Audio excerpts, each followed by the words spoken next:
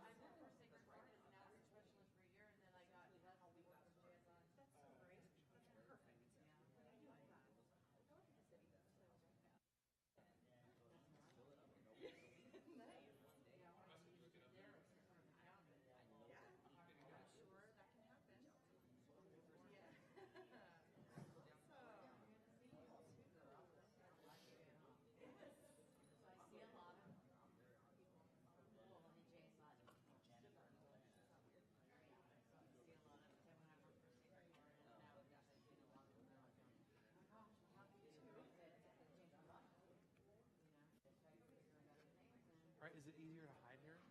You're hooking me up?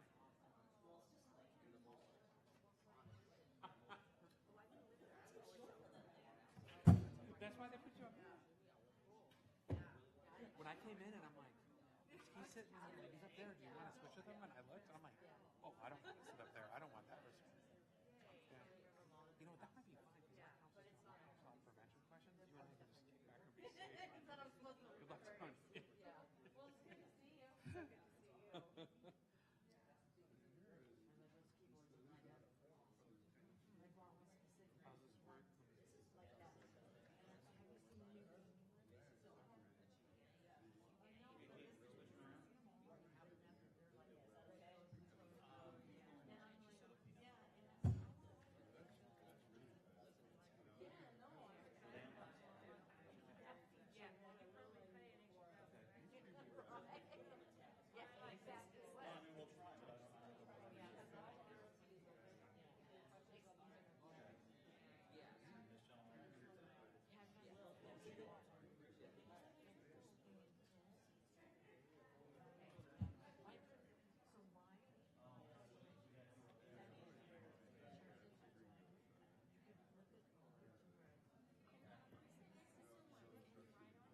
You want me to grab the, so I start, right? So I know that. After, right? Yeah. Hi, Reagan. Hi. How are you? Good to see you. How are you? There is also a folding seat right there. She does not want to be up there, very decidedly. Yeah, so you can sit next to Pam phone and just tell her about it. Okay. How you doing? Didn't know this was changing. Good. How are you?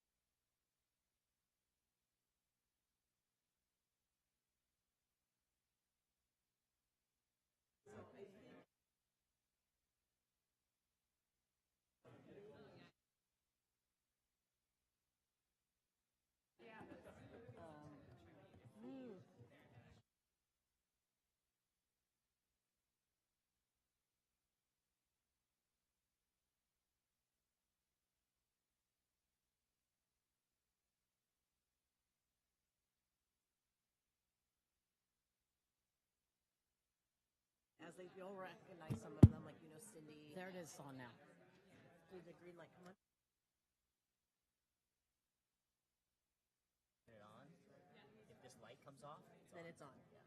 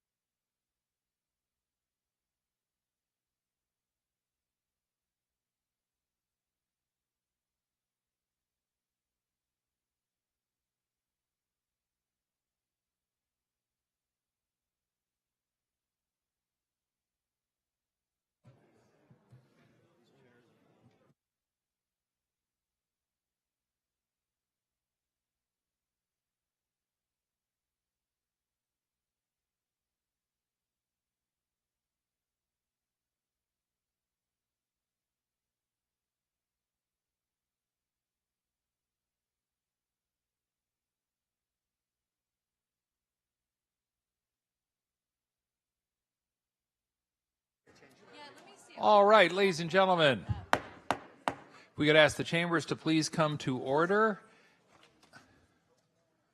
Thank you all very much. This is our special joint meeting with the San Jose City Council, and what we're going to do is begin with item number 1, which is the call to order and the roll call. I'm going to ask our county clerk to call the roll for the members of the board, and then I'll turn to the mayor to see how he would like to establish the presence of a quorum for his council colleagues. Madam Clerk, could we do the roll call for the members of the board, please? Supervisor Ellenberg, Supervisor Wasserman, Supervisor Cortese, Vice President Chavez, and President Simidian. Here. You have a quorum. Thank you. A quorum of the board having been established. Mr. Mayor?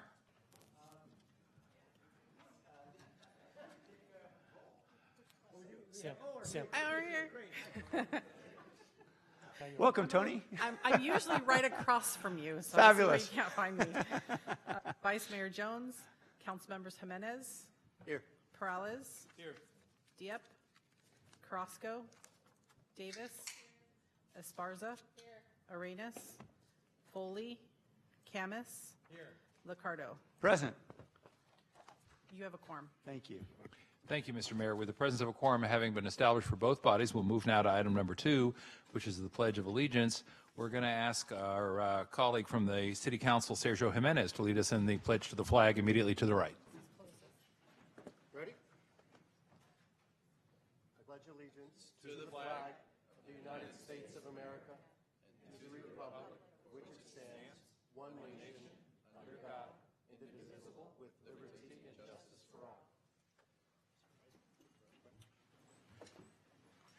Thank you, council member, and thank you all. That takes us to item number 3. Item number 3 is public comment. Public comment is that portion of our agenda set aside for comment by members of the public on non-agendized items properly within the jurisdiction of our respective board and council, but that is not otherwise agendized. So we have 3 cards. Let me just make sure. Last call on public comment. Once, twice, 3 times. Great, thank you. We have 3 cards, so we will ask Mr. Scott Largent, Sparky Harlan, and Eric Garia to come up and speak, please, and we allow up to 3 minutes under public comment, and so please step on up.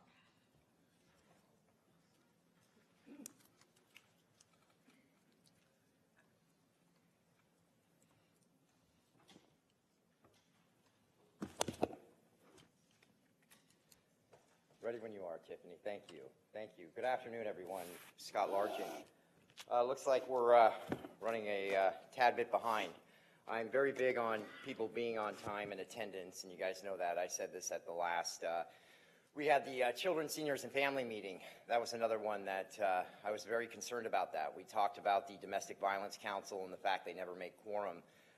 Thank God we made quorum today. I was a little concerned sitting in the back there. I don't know if we're double booking appointments for the city right now. Meeting starts here at 1:30. And when I ran a business, I expected people to be on time. And when I had people come in and interview to work for me, if they weren't there 20 minutes early, they weren't getting the job. So if you guys can work on the attendance, I really, really would appreciate it. Because it just seems kind of strange sitting in the back watching people show up late. I have been doing things lately that I am a little concerned about. I'm not too sure how activists are going to handle this, homeless advocates, people that are advocating for the mentally ill. I have started to film the worst of the worst in our county and city. I have started to go to all the different encampments, but these are not the normal encampments. These are the ones where they are absolutely gone. So strung out on meth, they're not going to any of their appointments, they're not getting mental health treatment, they're not going to see doctors, they are just doing meth nonstop. I started from out in your old Oakland Road yesterday, and I walked the entire railroad tracks with my GoPro. And I had to be slick with it. I didn't want to anger anybody out there, and I just started filming each one of the sections right there. And I just watched people out there smoking meth, trying to build things that they're never going to complete. And about every 100 feet, there was what you could see would be a fire, like that these things were, encampments were burning down out there. And I found it was strange because you're looking at all these condos and townhouses, multi-million-dollar structures right there, each one of those individual units, and you go right on the other side of the fence and there's somebody basically starting fires, smoking meth, no telling what's going on out there. I don't know if what I'm doing is right. I don't know if I should be doing that out there at St. James Park. I filmed a lady right on the corner, damn near half naked, taking a deuce and smoking meth. And I thought it was appropriate to show people how bad that is right there, that maybe that woman needs to be put on a conservatorship, put into a mental institution, chained to a bed to get off the methamphetamines. I believe that the worst of the worst are making it harder for the normal people. And I'm saying normal. They could be a drug addict. They could be homeless, but they're still trying to function. You know, they're still going to their appointments. They're going to their court meetings. They're trying to get out of it. And I don't know if what I'm doing is right, so I'm not trying to offend anybody, but I've been filming this nonstop for the last month, and it is horrid. Downtown is absolutely falling apart. It's just sad. I want to take my daughter to St. James Park one of these days, please. And Sparky Harlan, you're up next, to be followed by Eric Garia. Good afternoon. Sparky Harlan, CEO, Bill Wilson Center. Hopefully I'll take it to the other side and be a little more positive. Last week I was attending the Mayor's Gang Prevention Task Force and was proud to see all the young people and teenagers from East San Jose speaking up on what they wanted to help their community and reduce crime. And it made me think about how we're not really focusing on the front end of services often. When we look at this report that you'll hear from later, it has to do with the point-in-time count and what's considered chronically homeless or street homeless, of which we have the highest count of homeless youth in the country. In the city of San Jose, 40% of our total homeless count are homeless youth, the highest percent in the country. And I believe what we need to do is really take a look at how we're treating our young adults. We have a focus on youth. Often look at our behavioral health services. We have transition age youth services that are funded 16 to 25, but we put them in the youth side.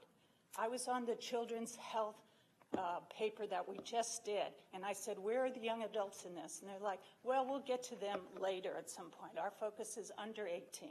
If you look at who's being hit by housing, traffic, and the rest, college, we have 6 community colleges. It's ages 18 to 24 that's being hit with needing these services. So I would ask you, as you look at everything you're planning in your community, for this area, let's bring in those young adults to talk about traffic, to talk about their housing situation, how it is at community colleges. And let's do a summit for young adults to say, what is it you need to be successful in this community? Because we need you to support us in our old age here. And we need to do something to end the highest percentage of homelessness in this community of young adults. And I will tell you, the new pit count is even going to be worse. I am still positive. I still believe I can end youth and family homelessness, and I will continue to do that for about another 4 years. But after a while, I have to retire. So I really want young people behind me to step up and start taking that on. And I know you can help us make that happen. So thank you. Thank you very much. As I welcome Eric Gary up, I've got a card from Galan Osmer. This came in after I cut off the call, but let me ask, is it possible that you might address your comments on the community plan to end homelessness? Would it fit there as well, perhaps? Or is it a totally different subject? No, bear with me, Mr. Gary. I apologize, I'm talking past you. All right, we'll come back to you then, and we'll put you down for item number 6. Thank you for your patience. Go right ahead. I'll be speaking on item number 6. Would you like for me to speak after it's addressed? Or after, if your comments are on an agendized item, folks, something that is on our agenda, and I know we have a somewhat general topic on our agenda today, then speaking at item 6 would probably be the appropriate time, and we'll call you up then. Okay. Okay? Thank you. Thank you for hanging in there with us. All right.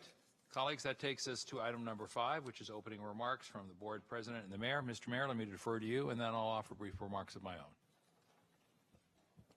Thank you, President Smitty, and I just want to say thank you to the county for hosting us. Really appreciated being able to read through the presentation in preparation for today, and it was helpful to educate me about the breadth and extent of the county's work, certainly, and our work together with Destination Home and many nonprofits that are critically providing the services that we are out there providing.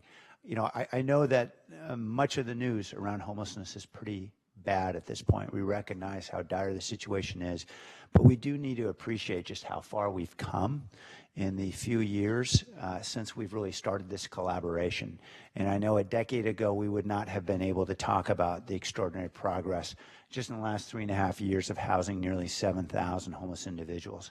We know the economy is pushing more people out onto the street, but the fact that we are increasing our rate of getting folks housed, getting housing built, obviously with the help of the county and their bond, is really critically important, and we know we can do more together. So thank you. Thank you, Mr. Mayor.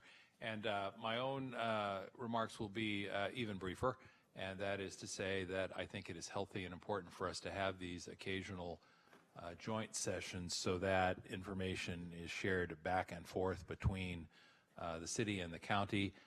We have 15 cities and towns, of course, in Santa Clara County. Can't do joint meetings with them all, but I know individual supervisors do their best to make sure they get out and talk with the locally electeds and the communities they represent. San Jose, of course, with more than half the population of the county, is a key partner in whatever success we may have, and clearly spending a little time to identify both the nature of the challenge and how we can work together going forward is, I think, essential to our ability to do good work. But I also think, frankly, it's essential to our ability to understand the roles, responsibilities, the limitations, and the opportunities that each of the two governments has. So I hope we will find that to be a benefit today as well. That being said, look forward to the presentation here in a few minutes, but before we do, we're going to go to opening remarks from our county executive's office and the city manager's office. And Mr. Marquez, are you sitting in today for the county executive, who I know is out on a family matter? Yes, I am.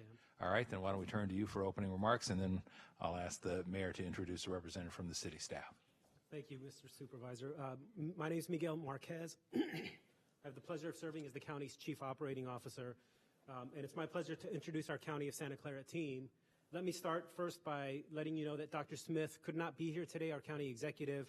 He is on bereavement leave in Southern California due to the passing of his father-in-law. I also want to introduce County Counsel James Williams, who is sitting next to me here, and over closer to the dais, Tiffany Lanier, our clerk of the board.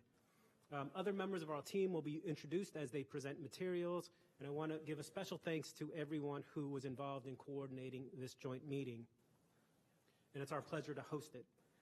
I wanted to just make a brief comment on homelessness, as my own duties do involve supervision of the Office of Supportive Housing. And those of us who work in the space every day know that we have, as the mayor just said, made a lot of progress to date. We've achieved many of the goals that we set for ourselves back in 2015. But that being said, we have at least as much work to do on homelessness as we did in 2015 when we set out our ambitious goals. A good example, I think, that really demonstrates the issue is the All the Way Home campaign, where we set out to house a certain number of homeless veterans. We actually exceeded the goal we had set for ourselves. And that's something to celebrate.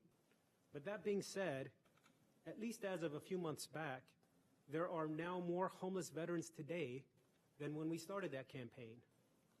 That's because until recently, and I say recently, maybe it was 6 or 8 months ago, we had actually been enrolling more veterans into our homeless management information system than the number of veterans who were housed. Now, the good news is a few months back, we actually hit a place where for the first month, we actually housed more veterans than we took into the system. And we started making progress on that issue. And that's terrific news. It was long in coming, but it shows that concerted, sustained efforts can make a difference. And I point to our efforts relating to veterans to make the point that even though we've made substantial progress to address homelessness in the county, the problem is bigger than all of the resources we've allocated to it to date. It's driven by deep and significant issues of economic inequality, which implicates all of society.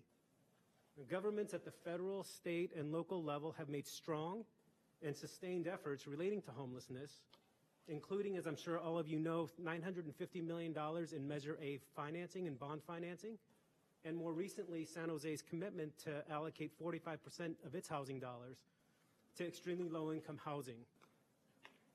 Our nonprofit partners have also stepped up and worked very closely with us to provide staffing for our shelters, as nonprofit developers to work on our Measure A projects, and in a number of other ways. And then we have the private sector. Cisco is leading the way with making a commitment of $50 million to work on homelessness, but we also need to engage the rest of our private sector partners, including people like Google, and I'll include Stanford in that, Facebook, Apple, Intel. We are blessed to have so many big companies, corporations here in Santa Clara County, and we'll need their help to partner to solve this problem. So with those opening remarks, I'll turn it over to City Manager Dave Sykes. Mr. Sykes? Yeah, thank you very much. Appreciate the opportunity. Dave Sykes, City Manager. To my right is Rick Doyle, our City Attorney. I did want to just recognize some of the work by our staff leading up to this. Lee Wilcox and Sarah Zarate, our Housing Director, Jackie Morales-Ferrand, who unfortunately cannot be here today, but we have Reagan Henniger here representing our Housing Department, and certainly the work that John Cicerelli and PRNS has done. I very much appreciate the collaboration that we've been doing with the county. I think, as was just mentioned, only together and with others can we really move forward in a positive way here. I also just wanted to acknowledge with everyone in the room the shift that we are having to make and are making as an organization. And so, you know, it's a shift from kind of looking at this as a problem to solve and just recognizing that this is really about responding to members of our community who desperately need our help. But also at the same time recognizing it's also responding to our house residents and businesses that are needing our help. And so that the issues are very dynamic. I am proud of the shift that we are making as an organization. We've made this an enterprise priority, and we are working together as departments. And I think probably the biggest shift we've made is recognizing that this just isn't something for our housing department to respond to, or even our police and fire departments, but it's virtually every department that we have that serves the community: parks, recreation, neighborhood services, libraries, public works, DOT, you name it. We are having to, and we are shifting our priorities and shifting the way we do business across the organization to respond to our community's needs. So I am proud of the work we're doing, but also recognize we have a lot more work to do. And at times these challenges can seem insurmountable, but I do believe through the partnerships that we're working on that we will get this done. Thank you. Thank you very much. Colleagues, that takes us to item number 6, which is to receive the report relating to collaborative efforts to reduce homelessness and the process for updating the community plan to end homelessness. We have a staff presentation. I think most of you probably already received the hard copy version of it. My plan would be to let staff make that presentation and then to take speakers from the public. We've got about 10 of them, each of whom could speak for a couple of minutes, and then go to both council and board members for comments and questions. Does that work for all parties, Mr. Mayor? Yeah? And what I'm going to do is I'm going to ask the members of the public to get your cards in if you want to speak on this item 6, by 2 o'clock sharp, and then we're going to cut off the speakers at that time. Happy to hear from any and all of you who wish to speak, but just in order to make sure we can manage our time, 2 o'clock, please just bring up your cards if you'd like to speak. Who am I going to turn to? Keeley, are you, Mr. Marquez? You're going to lead us through this? All right, thank you. Then begin at the beginning, sir. Thank you, Supervisor. Let me start by simply letting you know that we do have a slide deck of close to 50 slides, but we have a well-rehearsed presentation that should only take 30 minutes, and we ask that you hold questions until the end of the presentation, at which time there will be time to answer questions. The overall structure for this presentation is to provide you with an understanding of the scope of homelessness in our county and the importance of this work, a description of the progress we've made through our collaborative work, and to have a frank discussion of the significant challenges that remain and how we plan to build on our efforts going forward. So with that, I'll turn it over to Lee Wilcox for his opening remarks and for the presentation. Thank you, Miguel. I'm Lee Wilcox, Chief of Staff to the City Manager. Thank you, Board Chair, Mayor, and Board and Council for having us today. And thank you, Miguel, for hosting. Last year, Miguel and I brought forward a group of 18 county and city directors to really focus on our collaborative efforts. with an aim to find missed opportunities, identify gaps in service delivery, and begin to forge new partnerships to tackle this pressing issue that's in front of us every day. In January, we received a very unique and awesome opportunity, as we'd like to say, to select a team, a cross-agency team made up of city, county, Destination Home, and an individual from Cisco to participate in the Bloomberg Harvard City Leadership Initiative, focusing on the standard practices of cross-agency collaboration, developing our plan around homelessness. Why collaboration, which has been well documented by everyone thus far. But as we looked at this, the issue continues to grow. One agency, one sector can't deal with this issue. We can't continue to try and win a fight with a government built for the past. So a path forward around collaboration, alignment of resources, continuing to work together as one, is our team's goal through today's presentation and the work that we'll outline moving forward. Today, as Miguel indicated, we'll review past work and important context, giving special attention to the systems in place as well as the results to date. We'll begin to show a new path forward for achieving greater results in this collaborative model that we've built. And lastly, the team has worked diligently to kind of address the tension around between permanent long-term solution versus the immediate need of residents today. And we'll present a joint framework for how we move forward together. With that, I'd like to introduce Jennifer Loving, the CEO of Destination Home. Thank you. Hey, Council, Board of Supervisors. Thanks for having me today. Before we start on what we have accomplished, I wanted to remind us of where we started. About 10 years ago, the community elected officials at City Council and the Board of Supervisors participated in a process called the Blue Ribbon Commission that ended up creating Destination Home. That entity was created really with a single purpose, which was to serve as the convener for strategies to end homelessness and to shift our community's response from managing to ending homelessness. 10 years ago, we did not have a supportive housing system. We didn't have a state-of-the-art HMIS system, data system. We didn't have a comprehensive strategy to end homelessness across the county, and we didn't even have a really sophisticated way of measuring the impact or even how much homelessness cost.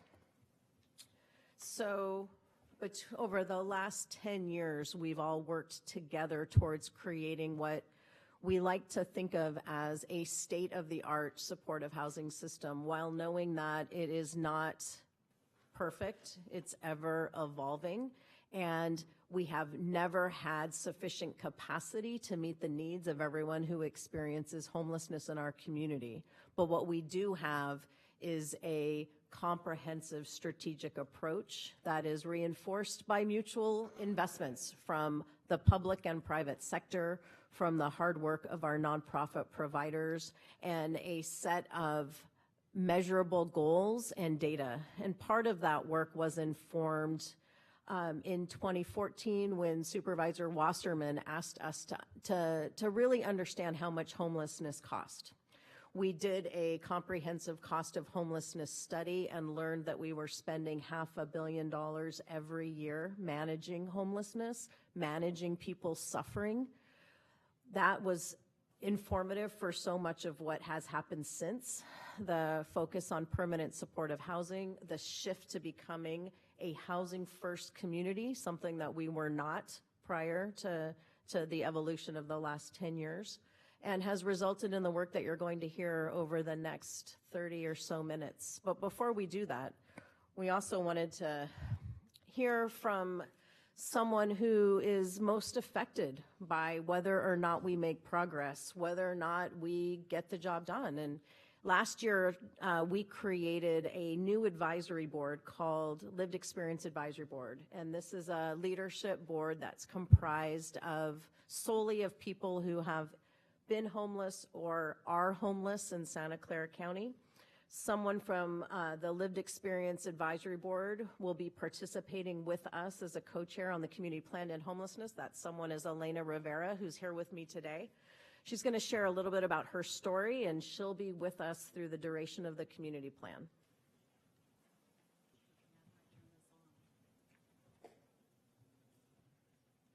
Hello. Okay. Good afternoon. So my name's Elena Rivera, and I'm nervous. So I'm all about housing first, and why I say that is I am a person that came from the jungle. I was in the jungle for 5 years, and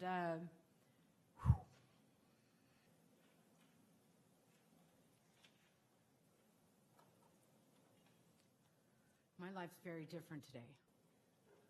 You know, and my life's different today because Jennifer Loving came down to the jungle and told me, "You're going to get housed. I'm going to get you out of here." And she gave me hope. And if it wasn't for the opportunity to have housing, I wouldn't have been able to prosper to where I'm at today. I've had the opportunity to work for Sacred Heart and be an outreach specialist and work with homelessness. I now work for JSI, which is Julian Street Inn, through Life Moves as a residential counselor, and I work in dual diagnosis. You know, I know that if I didn't have the foundation of being housed first, I wouldn't be where I'm at. I also am a recovered alcoholic addict. Once I was housed, it took me a year to unravel all that, to get, you know, structure and to get back into, you know, being a productive member of society. I had a lot of post-traumatic stress I had to work through. You know, I've seen a lot of things that most people don't see.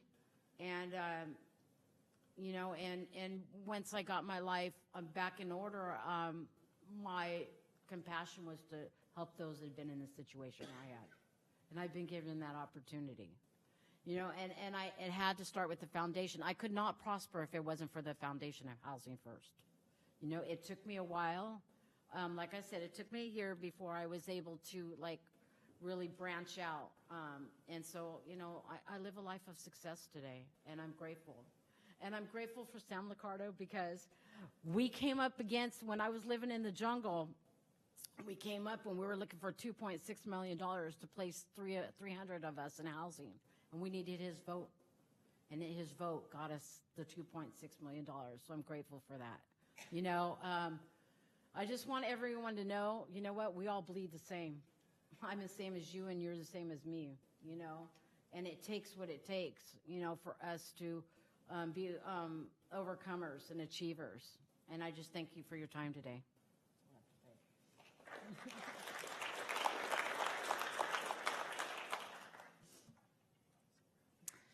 Thank you, Elena. Good afternoon. My name is Keeley. I'm the director of the county's Office of Supportive Housing. Jennifer did a good job of explaining how we got here, our partnership. And Elena reminded us that the work we do is because of the policy direction provided by our governing boards, the hard work of the staff, but the hard work of recovery, of housing, maintaining housing, is done by people like Elena. So Reagan Henninger and I from the City of San Jose's Housing Department will sort of summarize some of the progress that we've made over the last few years. As Jennifer mentioned, one of our goals in adopting the community plan to end homelessness was really to create a new supportive housing system. And what we meant by that was a continuum of permanent housing interventions, which are sort of described on the left part of your slide. Also an ability to provide temporary shelter and basic needs services, an ability to connect people to those permanent housing programs, an ability to assess individuals' needs and prioritize services and tailor those services, and then also an ability to produce housing, new housing units that are set aside for homeless individuals and families. The Commonly, the image that comes to mind for most people when they think about homelessness are unsheltered homeless men and women, and they rightfully ask, to what extent can we try to meet the basic needs of individuals and families? And while our focus has been on permanent housing solutions, the community plan's focus has been on that. It has not stopped the county and the city of San Jose from expanding and improving temporary shelter programs. This slide shows you that over the last 4 years or so, we've increased temporary shelter opportunities by 126%. An example of that collaboration was the opening of New Haven Inn, an LGBTQ-focused or friendly shelter in San Jose. Here, we took an underutilized facility and made it available to some of the most vulnerable people in our community. And Life Moves is the operator, and I'm glad to say that it is fully occupied and being used. Another example of our coordination and the collaboration is around outreach services. We have significantly expanded outreach services over the last 4 years.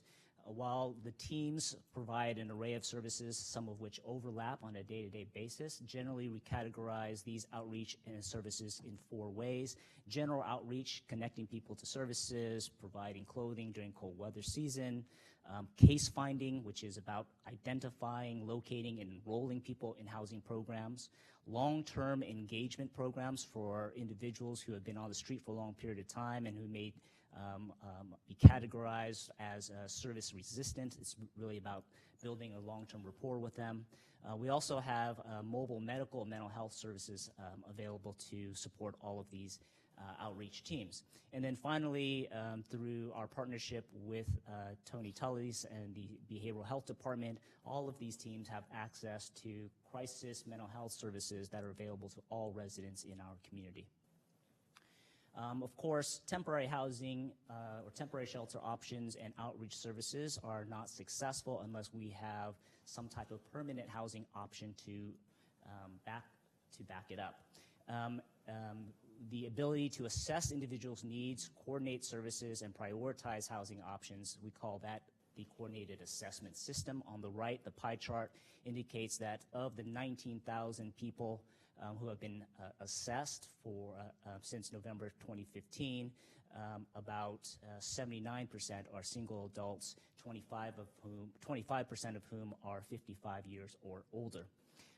And we know through our coordinated assessment system that about half of the individuals need some type of temporary assistance to resolve their homelessness. We call that rapid rehousing programs.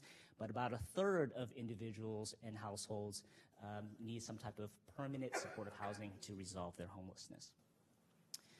This slide shows you the growth in permanent supportive housing capacity since January of 2015. We've been able to increase that by 72%. As you know, permanent supportive housing, or PSH, is one of our most important housing interventions.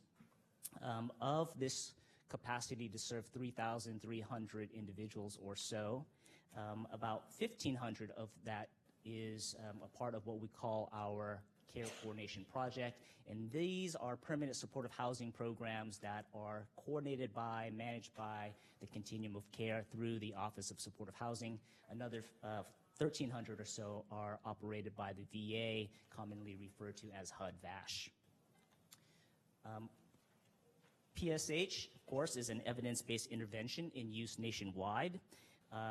In Santa Clara County, PSH programs operating through the COC are very successful. About 92% of clients served remain stably housed for at least 12 months. PSH is simply service-enriched housing that is permanently affordable, and it usually serves people who meet the HUD definition of chronic homelessness or have long histories of homelessness.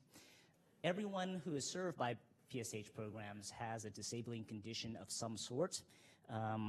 In 2018, 70% of PSH participants reported a mental health condition of some sort, not necessarily serious mental illness, but a mental health condition nonetheless. 54% reported having one or more disabling condition. And because of that, PSH programs provide an array of services, case management, housing services, but also an array of medical services and behavioral health services. That's why all of our PSH teams, including those funded by the City of San Jose, are part of our behavioral health and specialty mental health system. That is why the county expanded our Valley Homeless Healthcare Program to create a medical team dedicated to newly housed permanent supportive housing residents. An example of sort of our collaboration is that the City of San Jose is currently funding 5% of the permanent supportive housing services capacity countywide. This was critical in the beginning. San Jose was all in. They were a key partner when we began this program, when it had the capacity to serve 100 people. This was back in 2013 or so. Since then, we've grown it significantly. The total services budget is around $20 million. But because we're working together and because so many San Jose residents experience homelessness, while the city's investment is 5%, about 70% of PSH residents are formerly San Jose residents or sought refuge in San Jose. The other primary housing program is our rapid rehousing program, sometimes referred to as Transition in Place. Again, this is for individuals who are not disabled, have the ability to have some earned income. They need some temporary, perhaps long-term, but temporary assistance with rent and with services, and we've increased our rapid rehousing capacity by 114%. Rapid rehousing programs, while relatively new, have shown to be successful. About 87% of individuals who obtain housing in a rapid housing program are able to maintain that housing after their rental assistance and their services are ended. The graphs to your right show a little bit of a breakdown within our rapid rehousing programs. Of course, there's overlap. You know, for example, we have some 48 units or slots set aside for survivors of domestic violence. Many of those are families. Of course, you know, many families in our family programs are also experienced or have also experienced domestic violence. An example of our collaboration is the Plaza Hotel. This was a hotel reuse. The City of San Jose worked to set these 50 units aside for individuals who are enrolled in rapid rehousing programs but are currently unsheltered. They stay here while they're looking for a unit and then move out into a unit. As you recall, the Plaza Hotel was one of the goals that we set aside as part of our 2015 Housing, Homelessness, and Homeless Task Force. And when the San Jose's bridge housing communities come on board later this year, they'll serve the same function as the Plaza Hotel, so that's very exciting.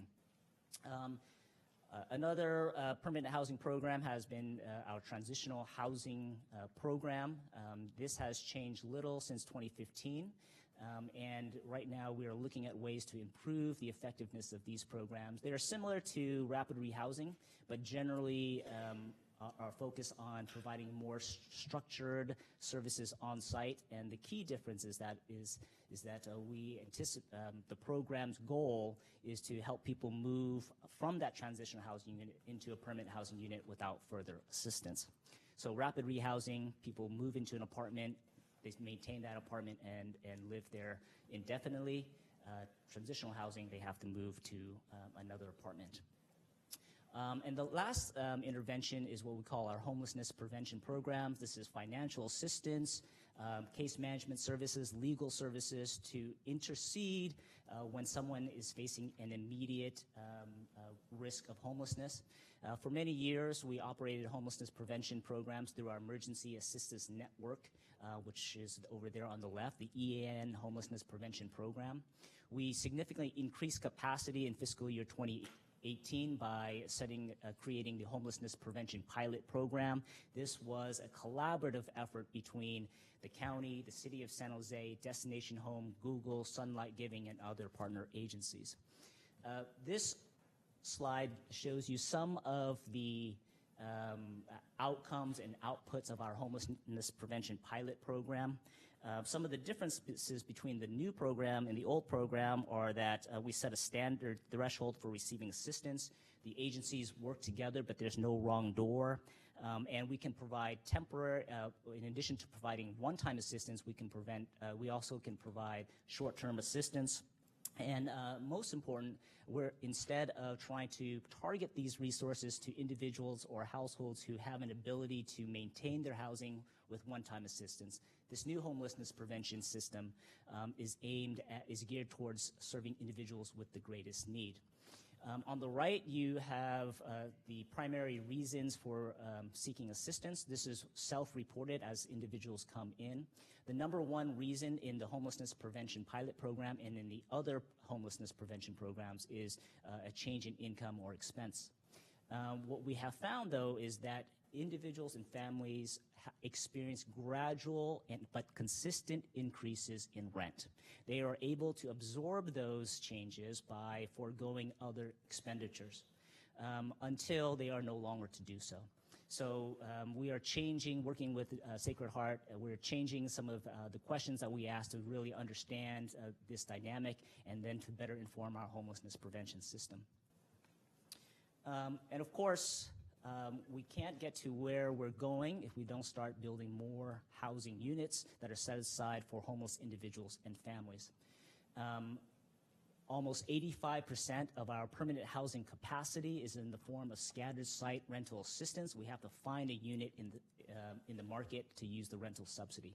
Measure A in 2016 was a victory for all of us in the community, and this slide depicts the success that we've had in year 2 of our implementation as a part of our 10-year plan. We are ahead of schedule. What this slide shows is that because of Measure A, because of our collaboration with the City of San Jose, we have 946 units of permanent supportive housing underway. We have 16 new construction projects and 3 acquisition rehab projects. 13 of these projects are in the City of San Jose. Of course, it wasn't as if we started developing supportive housing, as soon as only when Measure A passed. We have been working with the cities to create affordable housing. This shows all of the affordable housing production since 2015. There are 3,300 units in operation or underway, and of those 3,300 units, nearly half are supportive housing. And if you go back even a little bit further, supportive housing development is not completely new in Santa Clara County. We have identified 55 developments across the county in 10 cities with some supportive housing in them. This ranges from Gilroy to Palo Alto. The key, though, is that of the 1,784 or so units that are in operation or underway, 1,500 have been underway or in operation since 2015. We have not been focusing on developing housing solutions for this population.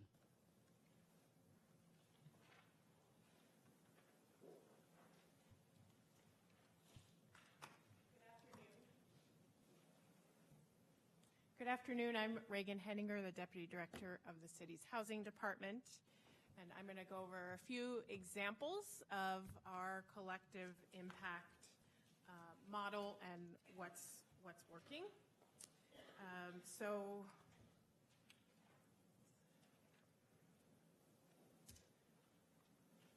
these are a few examples of our collective impact that really illustrate 4 important things. First is expanding partnerships. Second is sharing responsibility for the problem and the solution. Third is increasing access for those who need it. And finally, improving outcomes. So 2nd Street Studios and Vias on the Park are both examples of this model. They're 100% permanent supportive housing developments, and they both illustrate examples of expanded partnerships. For example, as Key mentioned earlier, medical teams are working with PSH clients in new developments. 2nd Street Studios really illustrates a shared effort between the city, who really put in the effort to get the development up. The county's responsible for the services, and the Housing Authority is providing ongoing vouchers. We've also increased access by working with our hospitals to conduct a standard assessment to access housing. And finally, for improving outcomes, in 2017, we established a client engagement team, which is a team of experts that have relationships with homeless. They locate clients on the streets and in encampments, get them ready for enrollment, and provide a warm handoff to the permanent supportive housing provider. All of this reducing time it takes to locate people and get them approved. So here we have Casa de Novo, which is formerly the Santa Clara Inn. On this project, the city put in the funding to acquire the site. The county funded rehab and repairs, and the Housing Authority put in project-based vouchers. And Abode is providing the on-site services. And our final example, as Miguel mentioned earlier, is the All the Way Home campaign. Has been a success, housing over 1,200 veterans, thanks to Mayor Liccardo and Supervisor Cortese for spearheading this effort. The campaign continued that three-legged stool of a partnership with the city, the county, and the Housing Authority. But this particular effort also involved private sector, private landlords, and faith communities, which really improved the overall outcomes of the campaign. And again, all of these examples really illustrate our collective impact model, where we're expanding partnerships, sharing responsibility, increasing access, and improving outcomes. And then finally, this is some of our progress since 2015 that both Jen and Key have mentioned. Housing close to 7,000 people, including 1,200 vets. All of our work and the county's work on Measure A. We are working on increasing access to housing resources through expanding partnerships through hospitals, the criminal justice system, and the behavioral health system. We've committed over $111 million to 10 projects in 6 cities, totaling over 817 new apartments, 489 of which are permanent supportive housing. And finally, implementing a $25 million first-time homebuyer program. Thank you, Reagan. I want to thank Key and Reagan for walking us through that, and want to thank Elena for her story. Simply put, we do have systems and people in place to achieve wonderful results and impressive results. However, as we move forward with the new community plan for 2020 to end homelessness, we will face unprecedented challenges as this problem continues to grow. A recent study by the Bay Area Council study shows that the inflow of people into homelessness is far outpacing the outflow of homeless persons into permanent housing. Our own countywide data supports this trend. Of all of the work highlighted by Key and Reagan, most of that is in the blue, where we've been very successful. However, the yellow shows that this problem has grown beyond the resources available to handle it. Over the past 3 years from our HMIS system, it shows that households who underwent screenings for services outnumbered those who were actually placed into permanent housing.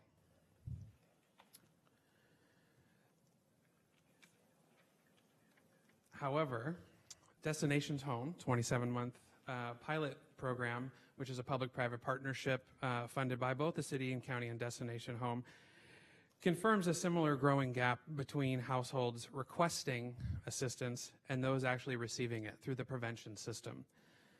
The good news is that we do have systems and practices in place that actually work, as in these blue figures show. When we're actually able to help people, we have a 90% success rate in keeping those people housed. However, the resources to achieve this gap are not necessarily there. As we look within our own borders and then look out for best practices, this is a similar trend throughout the, not just throughout the county, but throughout the Bay Area. As homelessness continues to rise, we've seen a lot of progress, but the problem continues to grow, as we've discussed. To go over a little bit of the best practices and what is happening in the economy and the rest of the Bay Area, I'll turn it over to Miguel. Thank you, Lee. This next slide shows a report by Spur about homelessness in the Bay Area. In this report, you can see listed 7 structural changes happening over a number of decades that Spur has concluded have led to the resurgence of homelessness in the Bay Area. I'll ask you to focus especially on number 1, which is economic dislocation, and we'll see what that means. And I'm sure the others resonate with you. But if we can move to the next slide, you'll see the economic factor. Essentially breaks down to this, at least in my opinion. The gap between income and rent. You could see a study here that was done for California statewide. And as a result of that study, you see from 2000 to 2014, the median rent increased by 24%. At the same time, median renter income declined by 7%. So you can see the gap just keeps growing. A couple of things I'll note about this slide is it's a statewide slide. So those of us, just living here, we know in the Bay Area, rents have gone much higher than generally in the state. So you can imagine that line on the gap, the orange line, is going to be much higher. I'll also recognize that the study ended in 2014, but we all know since then, in the last 5 years, the economy here has been very strong, and in all likelihood, the increase here in the Bay Area has been even higher. So this is, there's lots of ways to call it. Key previously talked about the change in income and expenses. Really, it comes down to something as simple as this. The next slide shows you where we are on our housing stock, and you can see the enormous deficit of both ELI and VLI housing. You see that the bottom line is we need about 100,000 units of ELI and VLI housing, and that would break down to about 60,000, a little more than 60,000 ELI and the rest being VLI. But today, we only have a total of about 40,000, and it's broken just about evenly, 20,000 and 20,000. So that leaves a shortfall of about 14,000 VLI homes and about 45,000 ELI homes. Good news, again, trying to be balanced, is this shows the importance of Measure A, and that $700 million of Measure A is dedicated to ELI housing. And it also shows the importance of San Jose's recent action to dedicate 45% of its housing funds to ELI. The next slide, that same slide on the right shows you, that 70% of ELI households in the county were severely rent burdened, which means they're spending more than 50% of their income on rent, and that number is 36% for VLI. The next slide I hope to have your special attention to, because I think it's incredibly important. We need to talk about the hard issues of race, poverty, and homelessness. And you can see the golden line underneath the 3 that I think are, of course, most important here. You see a Black or African American in the gray comprise about 2% of our population. Yet, if you look at the blue and the light blue, they comprise between 14 and 16% of our homeless population. That's on the order, of course, of 7 to 8 times. Native American, about the same, less than 1% of the population, yet 7% of our HMIS population and 3% of the 2017 PIT population. And the last one I'll highlight is the one on the very right, the Hispanic or Latino origin of any race, because that's about a third of the population, or 26%, yet it accounts for about 44% of the homeless population. So good news here, Destination Home has partnered with the Spark Initiative to launch a year-long effort to advance racial equality in its response to homelessness in Santa Clara County.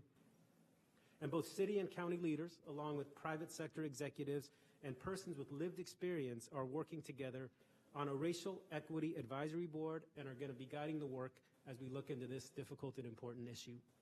With that, I will turn it over to Key Lead to wrap up our presentation. The challenges that Miguel and Lee described help us think about how we should proceed as we come to the end of the 2015 Community Plan to End Homelessness. Even though we've had a lot of success, there is a lot of work ahead. This statement, this sentence, sort of captures the intent, our vision for our community when it comes to reducing homelessness, helping people who are on the street, and sort of creating the system, the environment that prevents homelessness from occurring in the first place. Over the last 6 years, I think our focus, our resources have been primarily on the latter part of this statement, focusing on building supportive housing interventions. We think that the 2020 community plan to end homelessness should have 3 pillars. First is to continue to reduce homelessness. This is improving, expanding the supportive housing system. And this could range from improving the effectiveness of transitional housing programs to creating better employment opportunities for homeless veterans, to streamlining and accelerating the development and approval process for supportive housing. The second pillar has to be about preventing homelessness, from intervening and expanding in our homelessness prevention system to starting to address the root causes of homelessness. This can be about improving housing outcomes in our safety net systems. For example, reducing homelessness and housing instability among foster youth and former foster youth. This can be about reviewing our land use policies and removing barriers to housing development, including increasing and significantly scaling the production of ELI housing.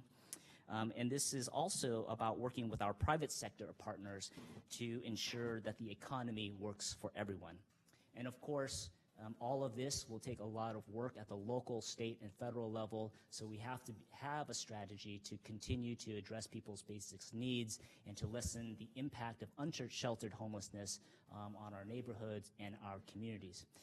One of the areas in which we have a great partnership and is critical to reducing and preventing homelessness is with our behavioral health department. So I'll introduce Tony Tullies, our behavioral health director, to speak a little bit about that. Thank you, Key.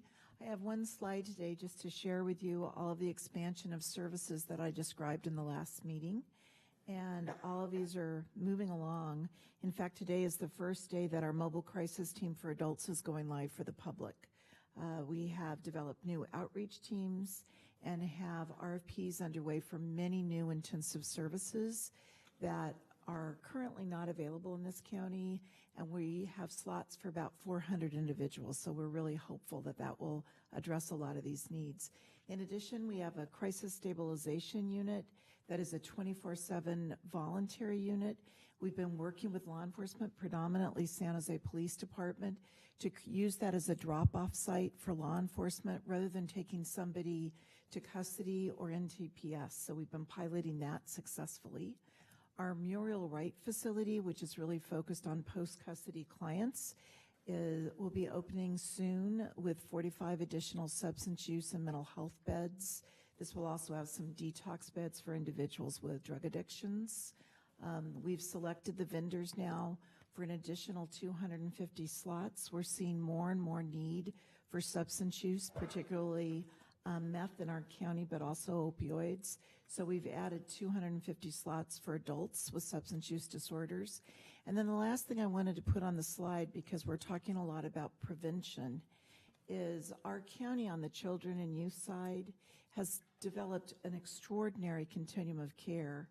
We've been selected as one of the pilot counties in the country to implement a first episode for young people who are having their first psychotic break. And there is tremendous evidence demonstrating if we can get to kids at the right spot with the right services, we can dramatically decrease the likelihood that they'll wind up as a seriously mentally ill adult. And I think that that is just as important as talking about the adults who need services now. The way that we will stem that tide is really working on prevention and early intervention. So before we talk about the community plan, let's just recap. The first 5 years, we had a community plan. Our first plan together was from 2015 to 2020. We had a goal of creating 6,000 new housing opportunities, and we've created almost 7,000 so far. We had a goal of a new funding stream to address homelessness and supportive housing in a meaningful way, because as Key mentioned, prior to 2015, we had less than 350 units of the housing that we actually need to solve homelessness in our community. And thanks to Supervisor Chavez and the Board of Supervisors, we have Measure A now, which is $950 million, thanks to Cisco and Google and LinkedIn and other companies. We have another $55 million in private money that's leveraging those dollars. We've created new housing opportunities because of Measure A, and we've begun setting policies like what the City Council did a couple of weeks ago to address extremely low income affordability that can actually help us start to move the needle. So as we move forward, it's time to have a new community planning process. Key mentioned what we think the goal should be overarching is reducing and preventing homelessness and doing this work continued in partnership. We'd like to start the planning process in the beginning of summer, so next month, and have a robust community process, including people with lived experience, people who are neighbors to supportive housing sites, all of our nonprofit partners, elected officials, and governmental stakeholders, towards the adoption of a new community plan at the end of this year. How we think that process would unfold would be the Continuum of Care Board could serve as the steering committee with the addition of Elena, who we heard from already with lived experience, and specific engagement and implementation strategies to target a broad group of stakeholders and some general forums.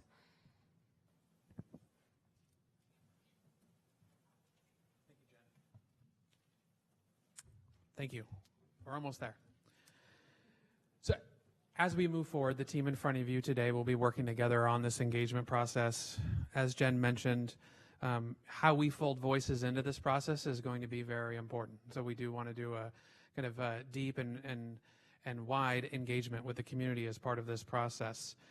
We'll continue to prioritize and focus on growing our team and the relationship, the intergovernmental and the interdepartmental work that we've been able to achieve over the last 9 months as a team, as well as begin to engage the full board, the full council, as well as the appropriate policy committees in each organization as we move forward. We'll continue to work the infrastructure on the city side through our citywide enterprise priority, as Dave mentioned, to allow voices within the department beyond just housing, to engage them on how they can help, what they see on any given day. Lastly, our last slide. So it's important that we formalize the work that we're doing. The 8 of us that have been a part of this team and the greater team, we've really been functioning in this network to create this presentation and the plan as we move forward. As we formalize this, the collaboration needed and the coordination, it will take time. And given the limited resources, we've thought a lot about how we do this, how we go about formalizing ourselves. And quite frankly, the answer was in front of us quite the whole time, and it really is through Destination Home. The work that a number of you did to create Destination Home years ago, as well as Jen and team, is quite startling, quite frankly. As we worked through the Harvard-Bloomberg city-wide challenge, all of the other cities working on this issue would come up and ask Jen, how did you do this? How did you guys get to this? We're way back here, and you're all the way here. And so we really want to modernize, grow, and modify the organization or the structure that we have in which we move forward, because it's been successful. And as you've seen, when we get it right, we do a good job of getting it right. It doesn't mean the program continues to grow. And Destination Home, it really demands trust and partnerships, as we've been able to learn. It demands coordination, is able to adapt quickly. And that's something that's been important to the county and the city as we've moved through this. We believe this model would be the most efficient for us moving forward in this planning process, as well as implementing the community plan beyond. With that concludes our presentation. We'd like to thank you, and we're available for any questions you may have.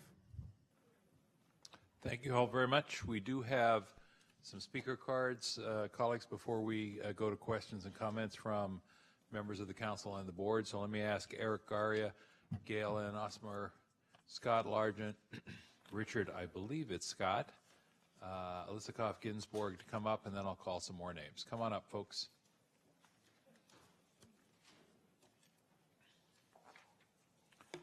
Eric, Gail, Scott, Richard, and Alyssa.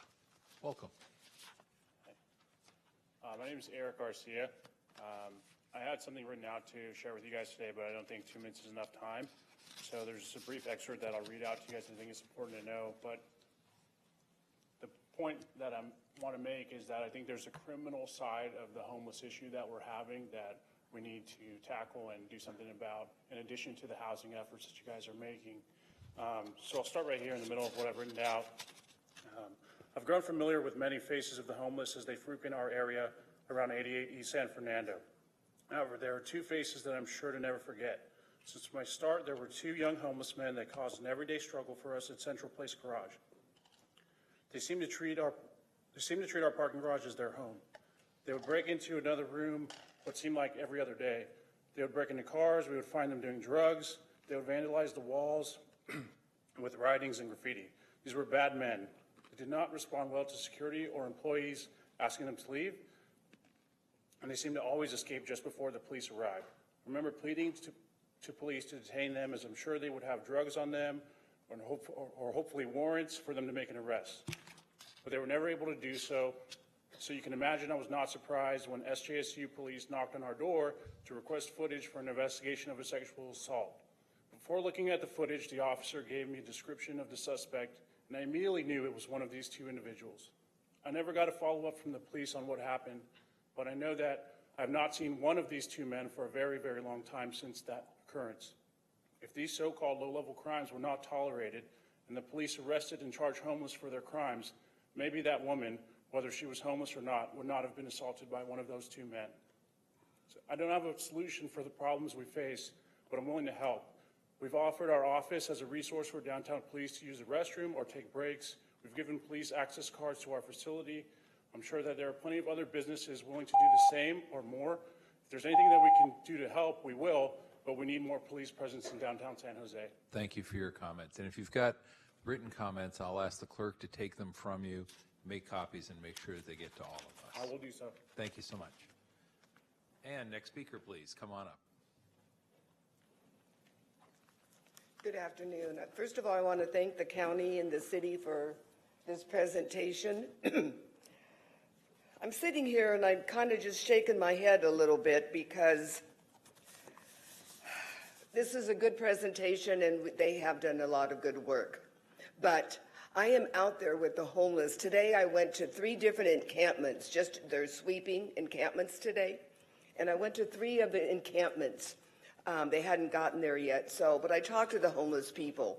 Homeless people, there are hundreds, as you know, hundreds out there. They want housing. They want housing now.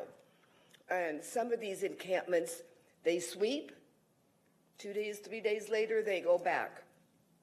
Something has to be done now. Not in a year, not in 5 years, now. There's 2 encampments that I've kind of adopted along with the neighborhood groups. One in D3, Raul, and one in D9, and we're working with these neighborhood associations and the homeless, and it's working out very well. A lot more neighborhood associations should be adopting maybe an encampment, and I'm trying to find more. I'm also, believe it or not, working with somebody in Willow Glen to try to ease that problem of working with the homeless, but there's no services. I talked to this encampment today. They're supposed to go out there and offer them services or housing. Of course, there's no housing, or bags. No, they don't offer them anything. So the people that are out on the street, there's no place for them to go, and they do want housing. Thank you. Thank you. Mr. Largent, you're up next, sir. Please. Thank you so much. Thank you, everybody. Scott Largent. I'm a recovering meth addict. It's 3.5 years of being sober, and remember, I beg and beg and beg all the time for some type of drug treatment that I've never been able to get. I completed all this stuff right here to do the right thing to be in my daughter's life. I completed all these programs. I mean, I did everything I was supposed to do, and I basically don't get to see my child anymore. I took a drug diversion class. It was a slap on the wrist. And you guys have heard this over and over again. We're not giving people hope. Where are the success stories that got off of methamphetamines? Where are the people that are now housed that put their lives back together? Where are the, I always expected to see things on TV of like recovering addicts that are like, doing really well in life, they put their life back together. I don't see any of that. I see more and more meth heads downtown. And I see them coming out of crevices everywhere, creeks, and I know some of the people are going to be upset about this. The worst of the worst are making it harder on recovering addicts and the normal homeless people. And what are we going to do about that right now? I went over to the creek over here, and I've been filming it for about the last week. No one's going over there to repair things. This poor gentleman's been over there on a meth-induced psychosis for an entire month, tying things in trees. We've had the fire department out there 4 or 5 times. He's going to be dead soon. But no one's taken that effort to go over there and get that guy some help. And if he can't get off the methamphetamines, we've got to do something to stop him. We physically have to stop these people. I don't think they can get off the drugs. And I don't think it's a major homeless issue, an immigration issue. Everybody's going to be all butthurt, I got to say this. It's a meth addiction problem. We have a major meth problem here. And there's a movie that came out, Seattle is Dying. San Jose is dying right now, too. And I honestly think we have to have a zero tolerance on those railroad tracks and the creeks. We got to clean them out. Thank you. Thank you. Next speaker, welcome. Please come forward.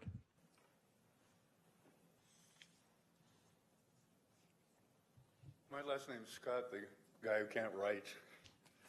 I've had a very strange experience recently.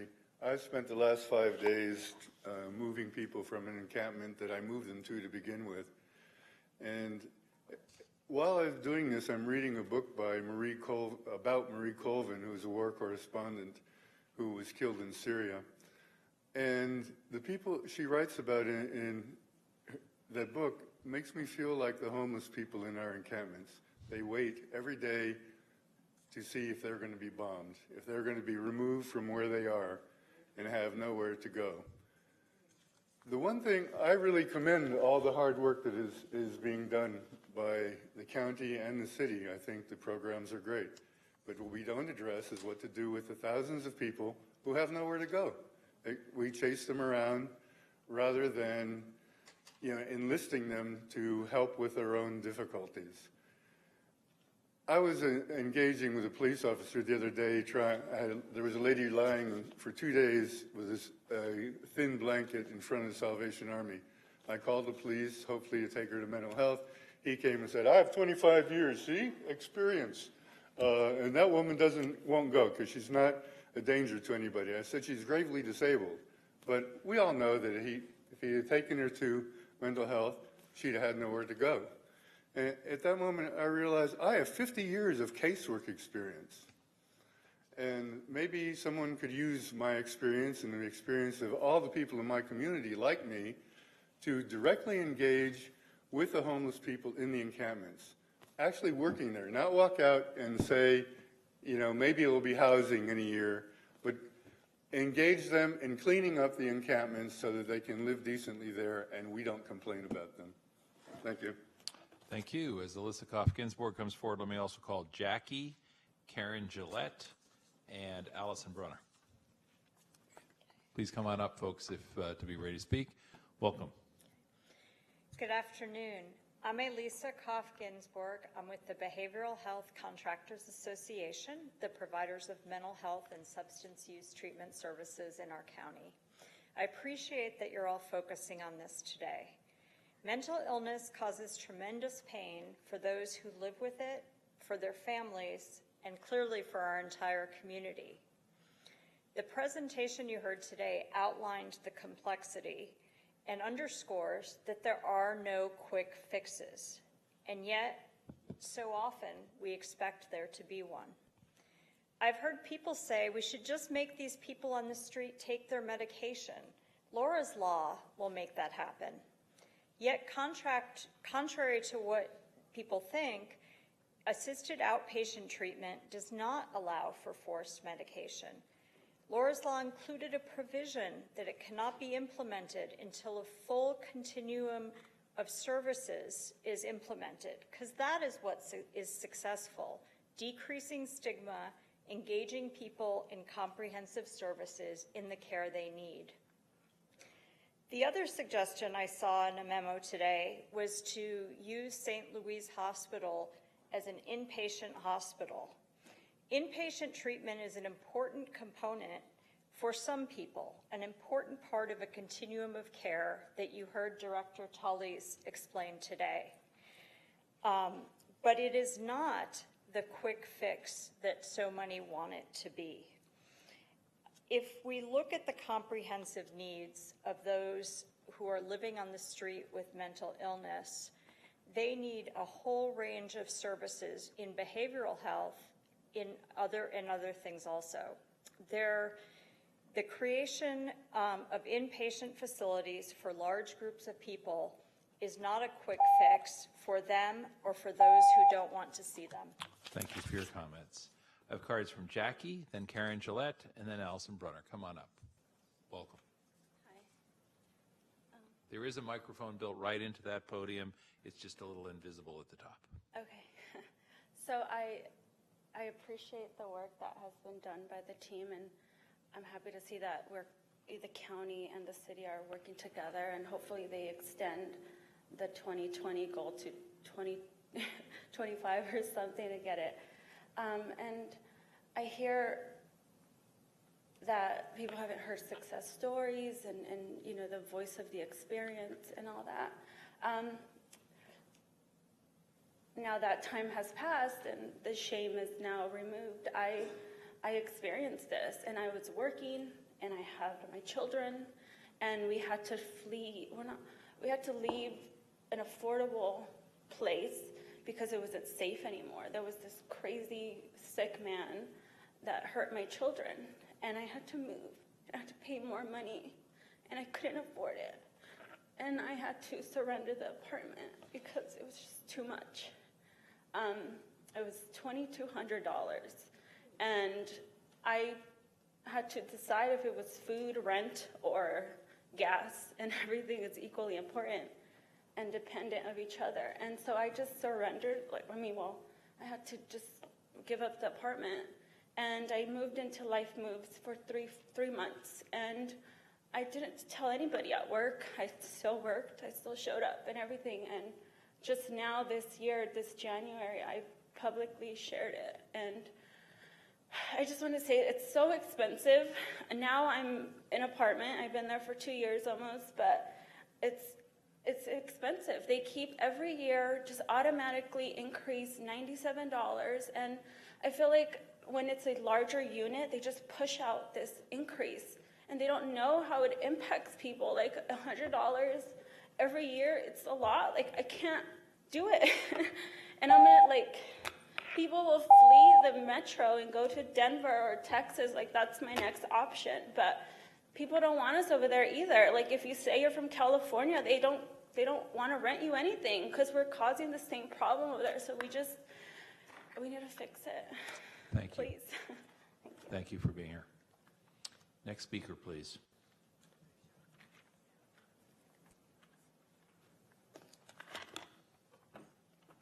Hello, my name is Karen Gillette, and I think I've spoken to most of you in the past. I'm a professional researcher. I was for my career, and for the past 4 years I've been researching homeless issues. I can't possibly in the next few minutes share with you all that I have learned during that time, but I can say that the collaboration that has been formed here is a good one to start out with, but I would ask you to expand the collaboration to include more homeless people. I appreciate Elena's story and the young woman who just spoke. But one thing I have learned from working with our homeless is that every homeless person has their own perspective and their own story. Our youth have their own, our seniors have their own, our families have their own stories. And so to have just one homeless person informing this process, in my estimation and my research, is not enough. We need more and more people informing this collaboration and part of the collaboration. I would like to ask you to include those of us that are advocates who are working with homeless people who are not getting paid for doing that, but do have perspectives to bring to the table to help broaden this discussion. I think that if I had one place to put money from the city and the county, I would put it into mental health services. I think that's tremendously important. Our emergency services for people are important, like downtown day storage. People need storage so that they can go to appointments like doctor's appointments and job interviews, that sort of thing. The last thing I'd like to say is I need to ask you to stop right there, please. I apologize. Thank you. Thank you. And as we ask Allison Brunner to step up, we will note that Sparky Harlan, Deb Kramer, and Kathy Ford are our last three speakers. Welcome. Thank you. I'm Allison Brunner. I'm the CEO at the Law Foundation of Silicon Valley. Our community is a leader and model when it comes to collaboration, innovation, and humane responses to homelessness. We strongly oppose the adoption of assisted outpatient treatment and the addition of even more inpatient psychiatric beds. These recommendations in a memo issued today would take us in the wrong direction. The county, as Director Tully's just presented, the County Behavioral Health Services Department has a number of new types of voluntary programs that are coming online in the near future. Mobile services, intensive services, even assertive community treatment level services. And we have yet to see the full benefit of these services in our system that we've been working very hard to put together. Number two, research shows that it is the services and not the court order which provides the real benefit to individuals. This is why we need to focus on investing on voluntary, quality, and intensive services. This is where our investment needs to be. Number three, involuntary treatment often discourages people from seeking help. Voluntary services are more likely to result in longer-term participation by people with serious mental health disabilities and chronic addictions. Moreover, there are misconceptions about the promise of AOT that I want to dispel. It does not mandate automatic hospitalization for noncompliance with treatment, and it does not mandate that a person take psychiatric medications. Finally, we've been very supportive of the county's acquisition of hospitals, but there's been a significant addition of inpatient psychiatric beds in just the past couple of years, and we're building a new jail. Our community is,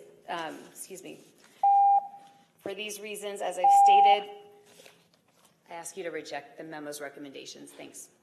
Thank you. Sparky Harlan, Deb Kramer, and then Kathy Ford. Sparky Harlan, CEO, Bill Wilson Center. I wanted to speak a little bit about what the previous speaker said about families and the pressure we have on homeless families in this community. Right now, Bill Wilson Center has 6 young children under the age of 18 who were placed there last week by 2 of their mothers. One mom placed her twin 15-year-olds and 11-year-old there. The other one placed 11, 12, and 13-year-old. And they placed them in our place because they were both living in their cars, had bounced from shelter to shelter, did not feel safe there.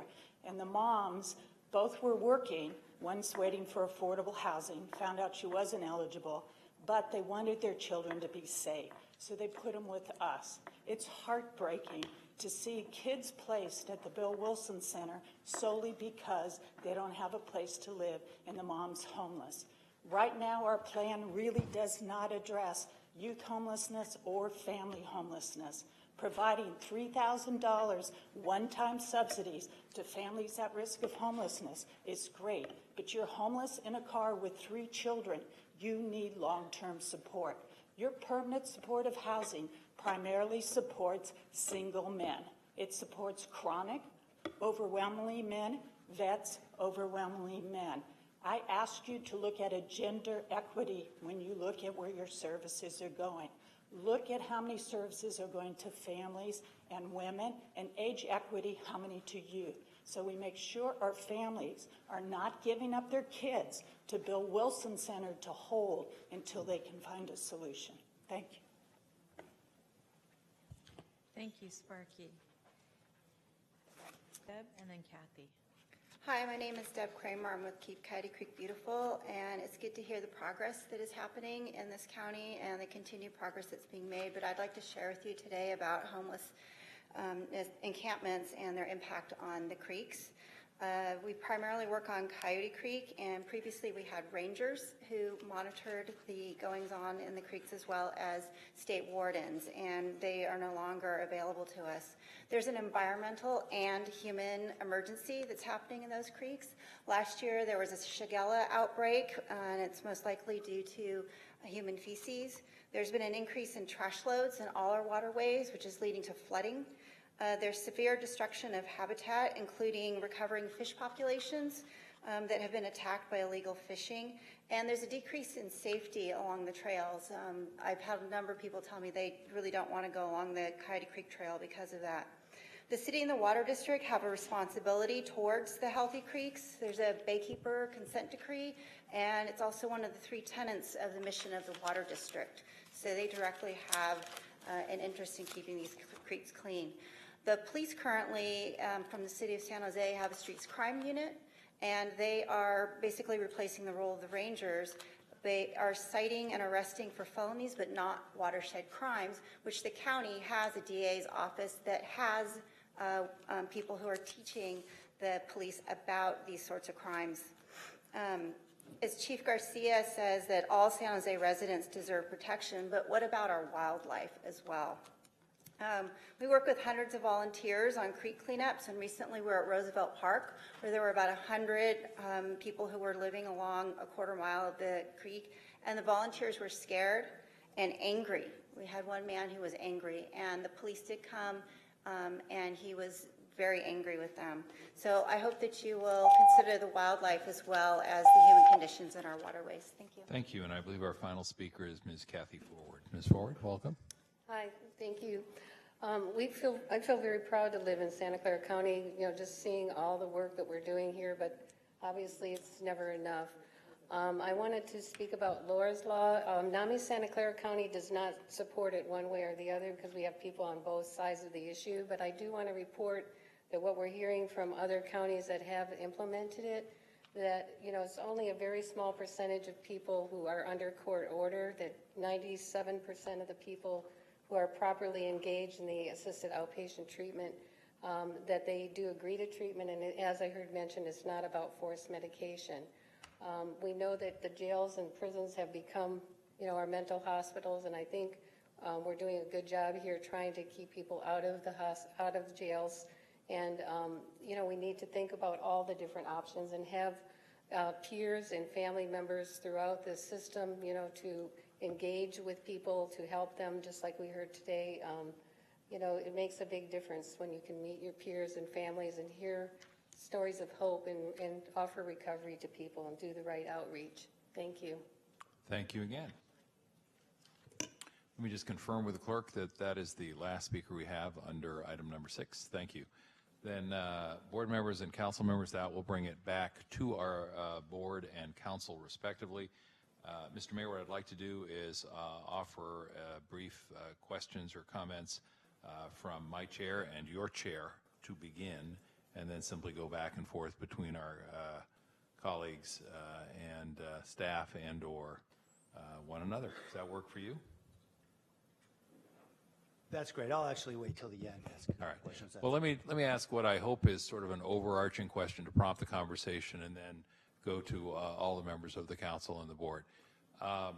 So having heard all that, an hour and a half in, lots of good work being done, lots of people being helped, but the problem is growing at a rate faster than we can address it. Is that a fair summary of the last hour and a half?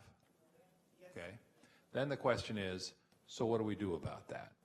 So I'm going to look to Mr. Marquez, I'm going to look to Mr. Wilcox, I'm going to look to any of the folks who were there, and I don't mean that in a provocative way. I mean this is what you've told us. It's consistent with what I have observed. A lot of good work being done, but the problem is growing at a rate that is just overwhelming our ability to address it to date. So do we just keep doing the best we can do? Is there some change in our thinking?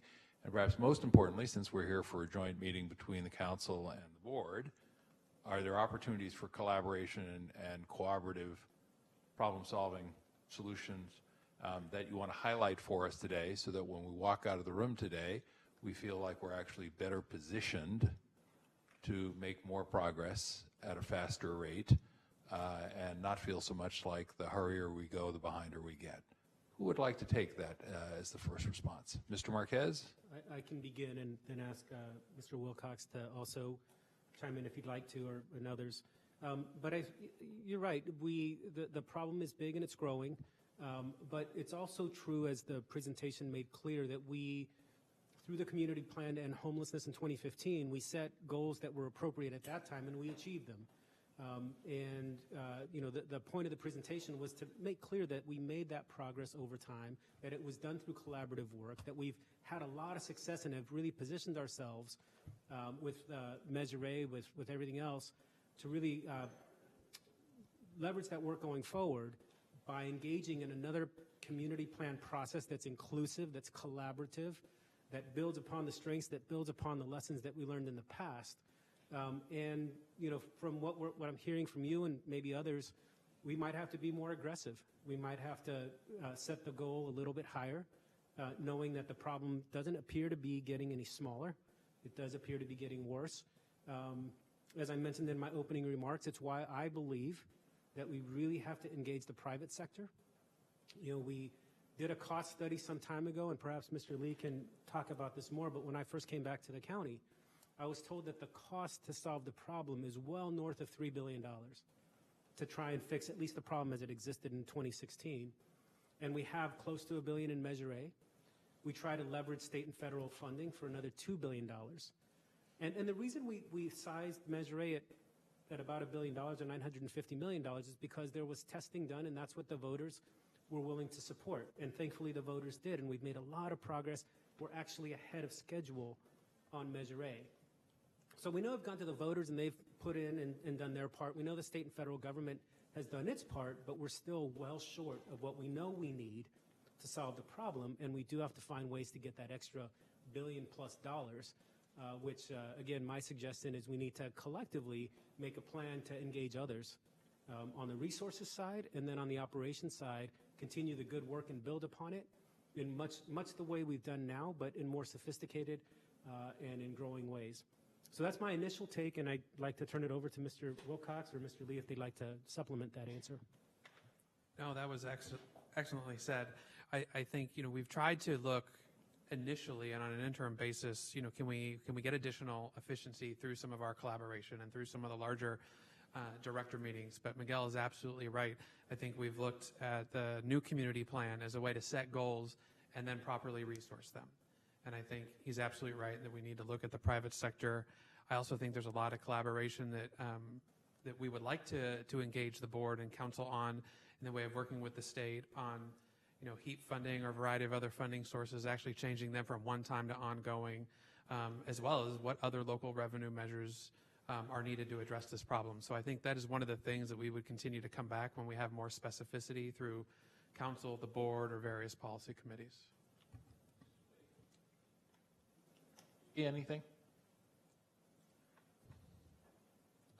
The only thing I would add is I think we recognize the point that you made, Supervisor, and we know that we need the new community plan. The next iteration has to include those sort of structural and policy changes that will help us begin to stem the tide of homelessness in our community. We don't know what all of those things are yet. We hope to bring those forward to you over our next 6 months and hopefully have the governing board support in implementing those. Ms. Loving, before I go to council members and board members, your thoughts on this subject? And as they say in the military, permission to speak freely? I agree with Miguel. We need another $1 billion. We need to stop the inflow into homelessness and the variety of safety net settings that people are coming in. We need to tackle income inequality, structural racism. I mean, we are being hammered by 2 to 3 times as many people every month coming into our system than are leaving. And it's not because we haven't created a system that is moving people through. It's because the amount of people that are coming to us is extraordinary. And we have to have an extraordinary response. And I think we've shown each other and that if we work together, we've done so much in the last few years, and it's still not enough.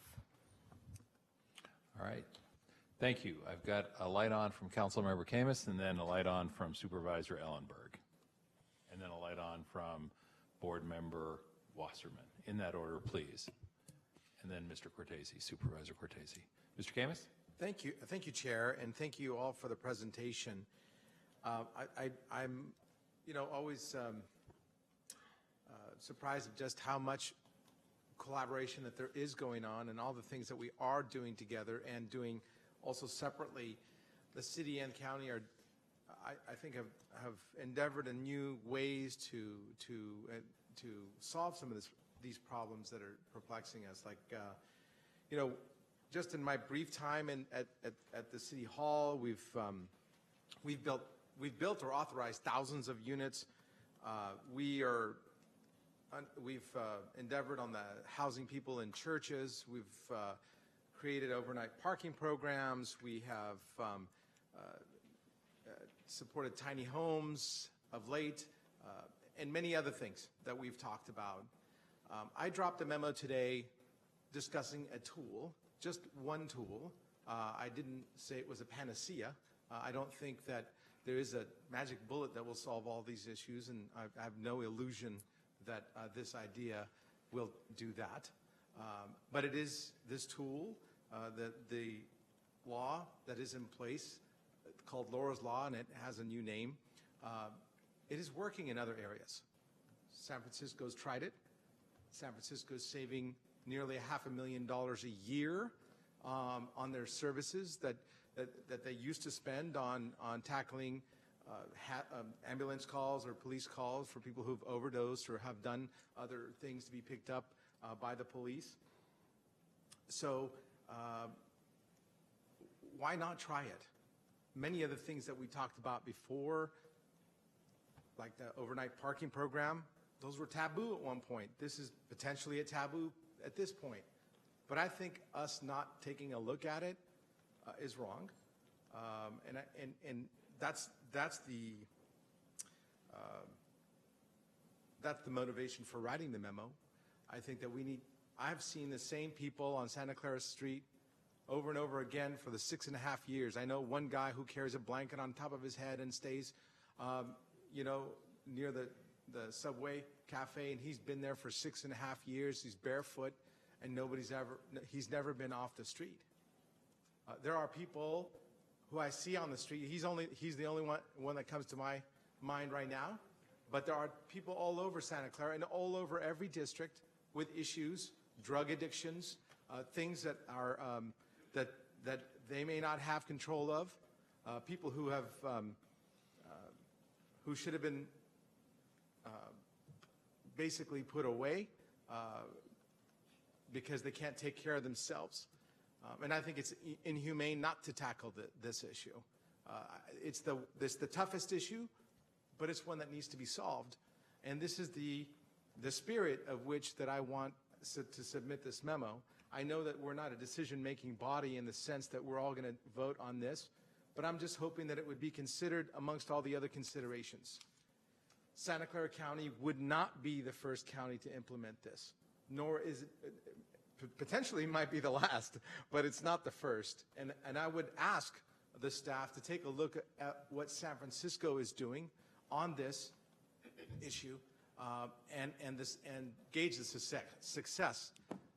It doesn't have a huge success rate because it only tackles the people who are in conflict with the law, and it keeps them out of jail. And that's the reason we put this memo forward. The fact that the county also has purchased 2 hotels, which I commend them and congratulate them for, I think it's an opportunity, and that's the way I saw it. It's an opportunity to help these folks get off the streets. And all I ask is that somebody consider this in their deliberations as we try to take a look at all the tools that are available to us. And I just want this to be another tool. Thank you for allowing me to speak on this. And thank you, Councilmember. What I'm going to do now is turn to to board members Ellenberg, Wasserman, and Cortese, to be followed by Council members Arenas and Esparza in that order. And then, Ms. Tony Tully's, I'm going to come to you because, as you will recall, we had some conversation about the issues that Councilmember Camus has raised in our county's Health and Hospitals Committee, and asked staff to take a look at these issues and evaluate their implications. And I think I want to give you a little time to think through just what you think it's appropriate to share today and where we are in that process. But first, we're going to go to Supervisors Ellenberg, Wasserman, and Cortese, followed by Council members Arenas and Esparza, and then I'll start with a new crop of lights. Thank you, President Smitty. And I want to thank first all of the staff members who put together this report today and who have been working exceptionally diligently over many, many years to get us to where we are today. And also want to thank my colleagues, particularly Supervisor Chavez, who led the Measure A effort, and I know that a lot of you, both on my board and on the council, had tremendously active and vital roles in that too. And we are doing good work, slow, but good, well, it's all relative, fast, given that we're ahead of schedule on the Measure A, but slow in that we seem to be falling further behind rather than catching up. And there's tremendous work to do and triple down on with regard to prevention. But the specific piece that I want to talk about right now is the absolute immediacy for people who are living, as was described, along our creeks, in unsanctioned encampments, along the roadsides. And we just about upended our Office of Supportive Housing by asking Key and his team to help us with the move of Hope Village. And I understand that our Office of Supportive Housing is focused on supportive housing, and I appreciate and respect that. So I'm thinking that one of the possibilities that could come out of today is a separate group or entity that can work right now on these immediate needs without distracting from or taking resources away from the need for permanent housing. And I'm hoping that Jen's not rolling her eyes at me secretly there. We know that it's an environmental hazard. We understand that neighbors are concerned.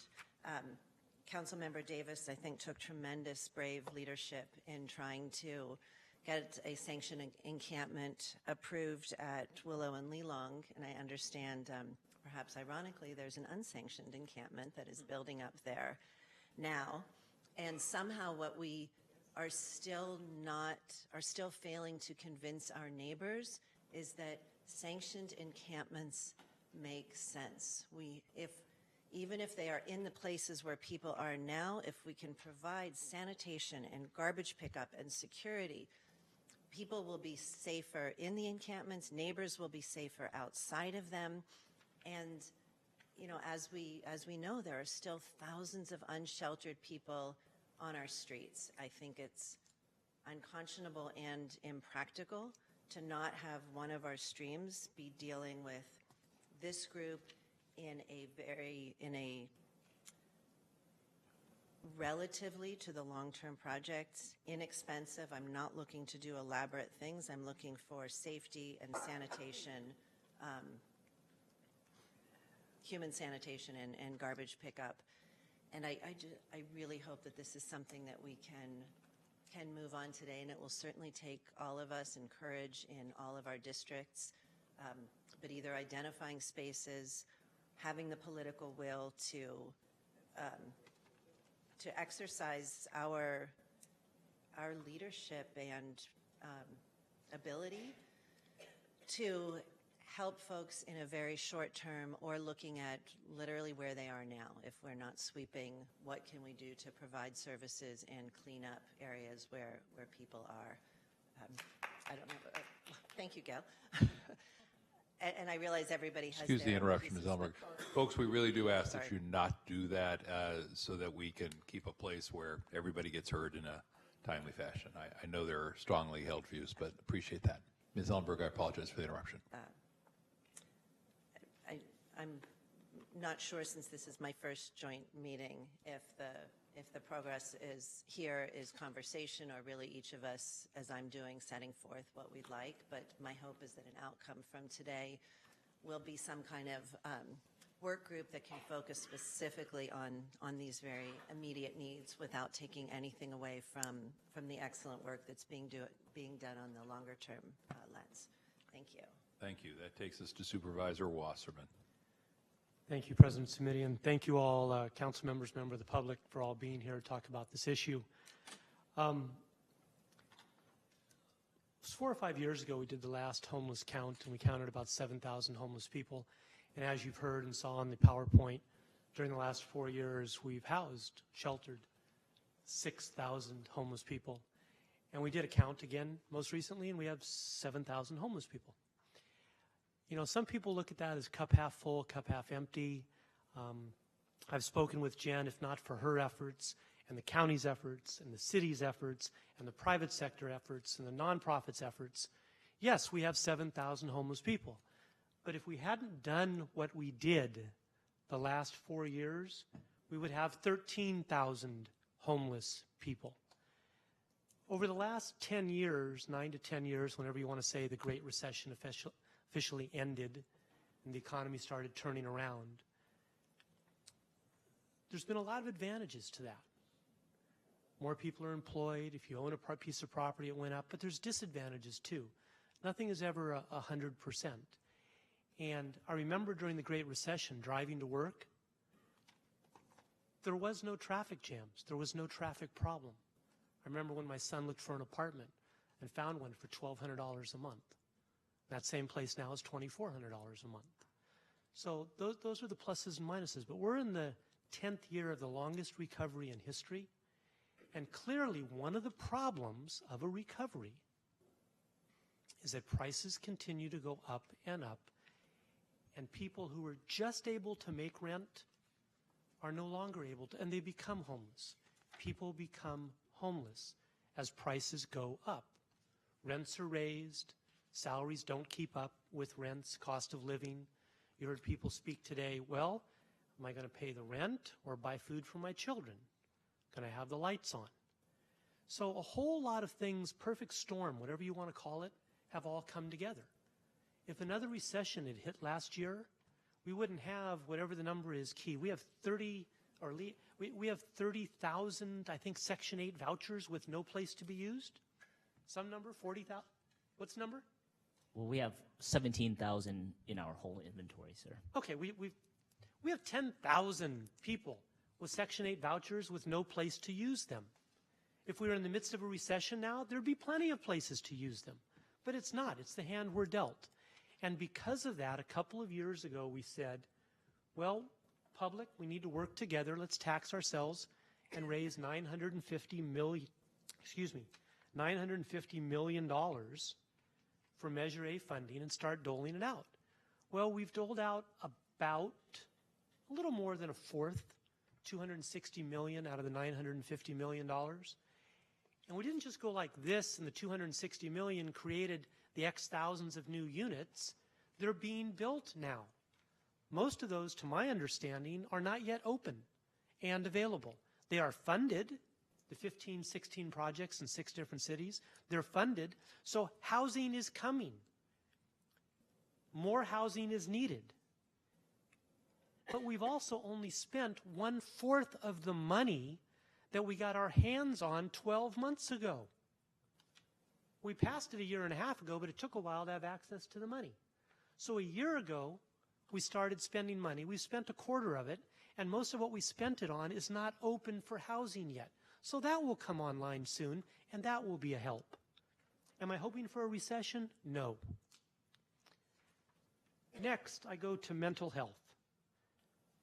Mental health, a great majority, a great percentage of our homeless individuals have mental health issues of one degree or another on the spectrum, however you want to call it.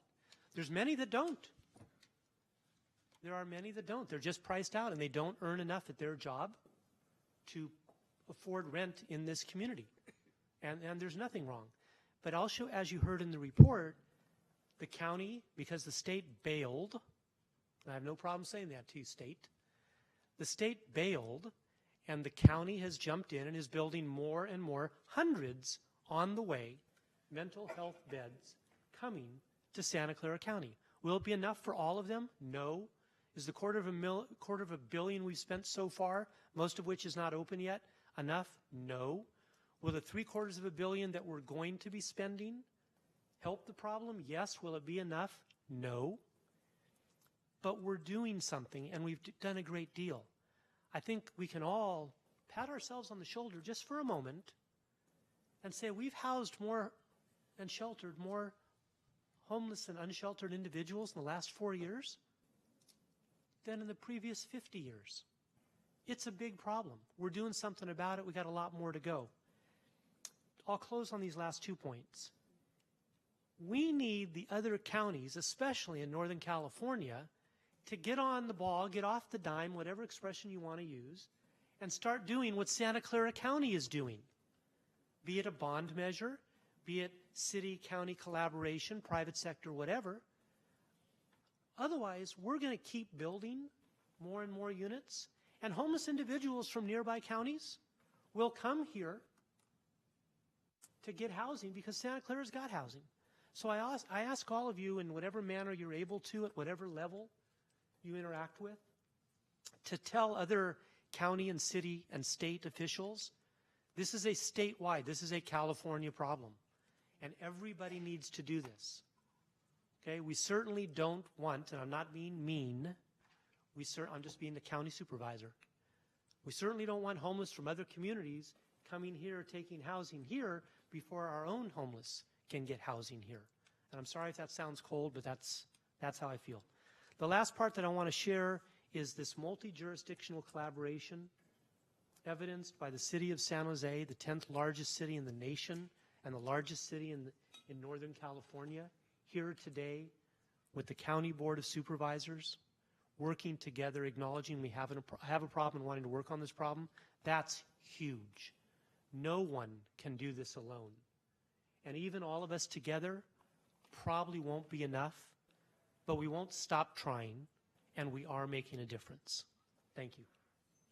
Thank you, Supervisor. And we go to Supervisor Cortese, and then, as indicated earlier, Council Members Arenas and Esparza. But just so that the others know that they have been duly noted, Councilmember Perales, Foley, Jimenez, and Carrasco, in that order. I do have you down for comments or questions. Thank you for your patience. Supervisor Cortese. Okay, thank you, President Smidian. First and foremost, thanks to the City of San Jose for being a very good partner in this whole area. I would say, going back to my first day as a City Council member in 2001, I think this is, at this point, the preeminent partnership between the City of San Jose and the County of Santa Clara in terms of willingness to work together and willingness to push outcomes that are in alignment. And to Mayor Ricardo, thanks specifically for partnering with us and with Destination Home, and later some corporate partners and others who came along on the All the Way Home campaign. And in her previous vocation, Councilmember Esparza, for all your efforts there as well on an individual basis. On the issue, I'm going to ask to go to a slide here in just a moment. I just want to make a request for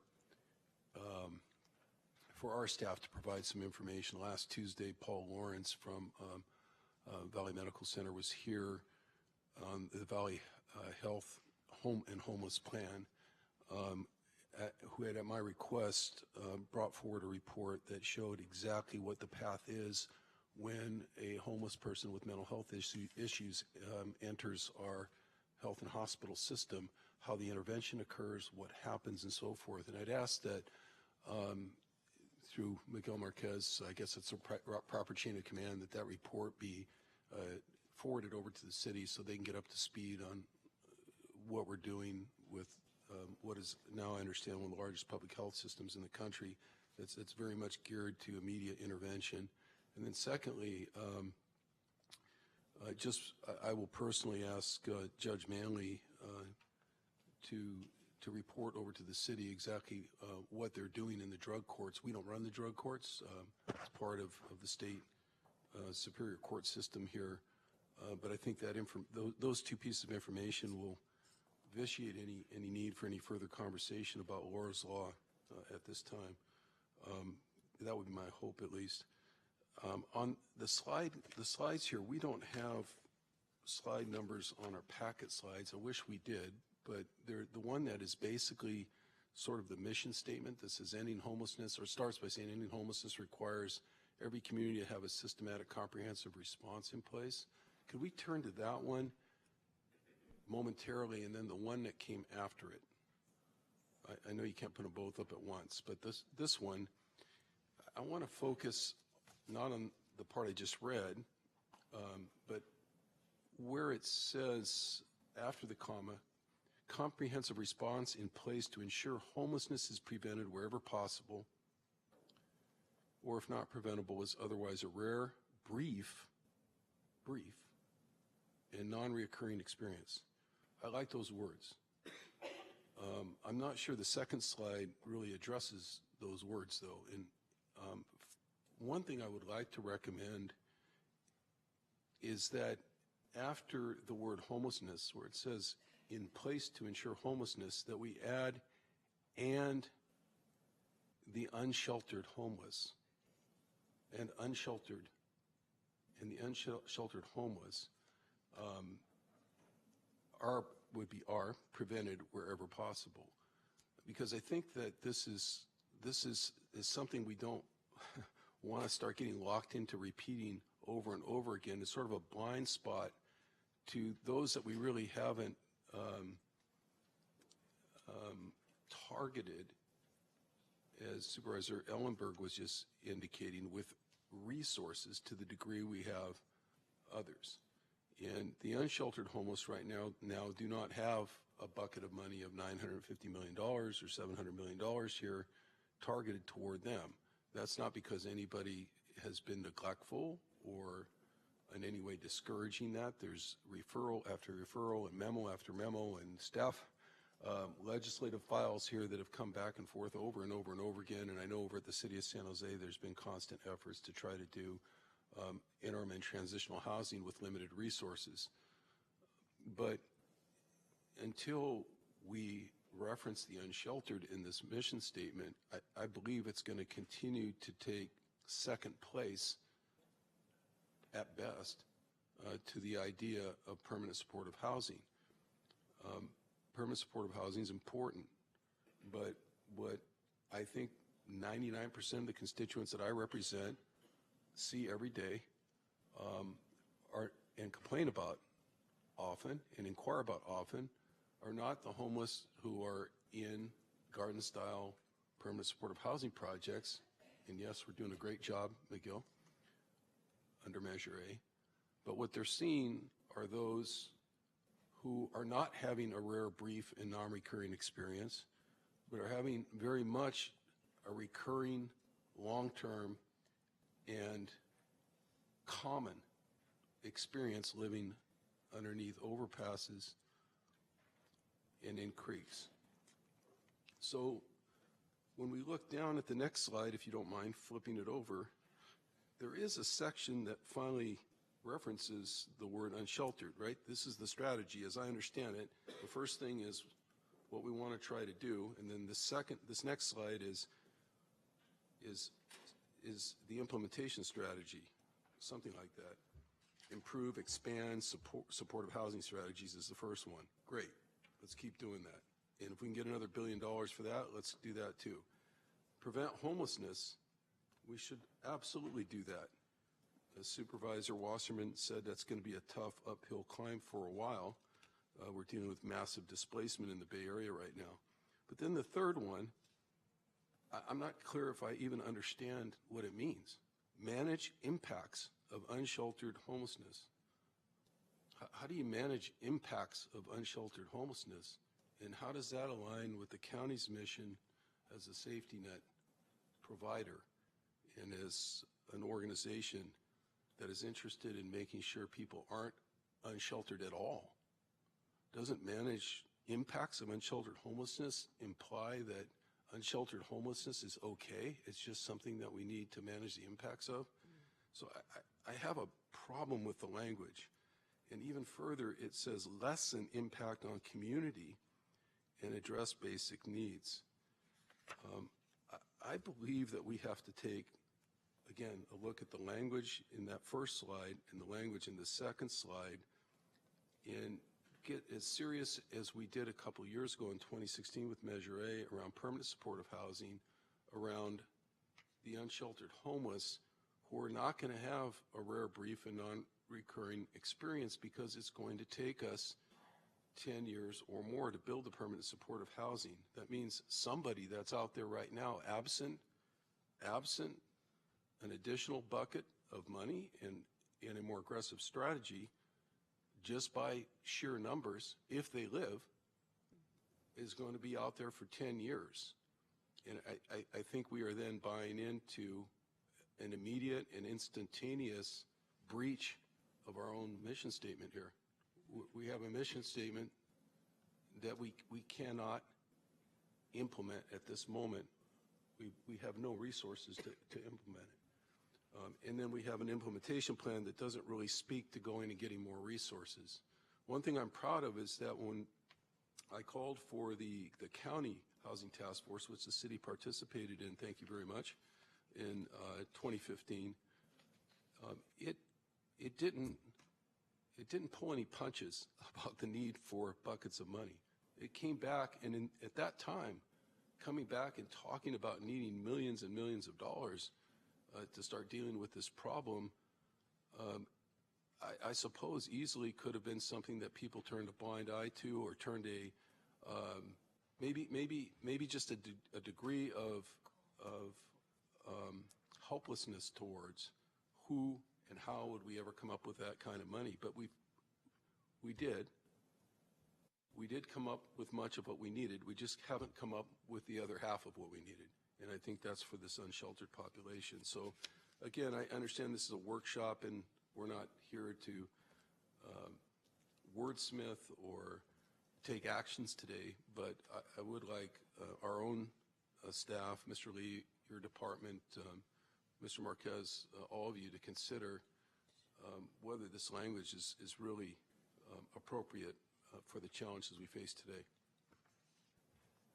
Thank you, Mr. President. Thank you. Councilmember Arenas. Thank you, Chair. Okay, so I'm going to start with just sharing some of my experience with drug dependency court when I was working for First Five. Back then it was called Family Wellness, and it was a specialty court for children under the age of 3 and who had been separated from their parents. I was supposed to be a liaison only during this pilot program, but I ended up doing a little bit more and really hearing some of the background, the stories of the families, and because of my early education background, I ended up doing some anticipatory guidance for some of the families in order to set some real life expectations from their children. So I had the honor of working in drug dependency court, but also realizing how much our families are facing. And unfortunately, it's a drug court because I think, and we found that there was a lot of mental health issues, and parents were just basically really self-medicating, right? And so I appreciate the dual diagnosis path that we have here.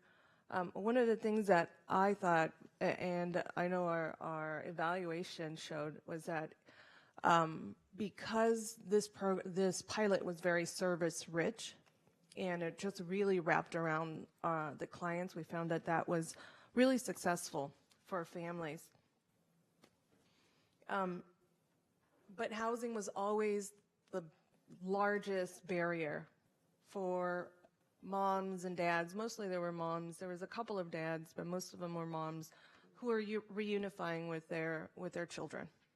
And so how do you get your child back if you don't have a place to live, or if the shelter doesn't take children over a certain age, so only the little ones can come with you? And you know, this all leads to, for me, it's childhood trauma. And so when we looked at some of and if we go to page 13, and we saw on the slide about race, poverty, and homelessness, we know which races are impacted the most.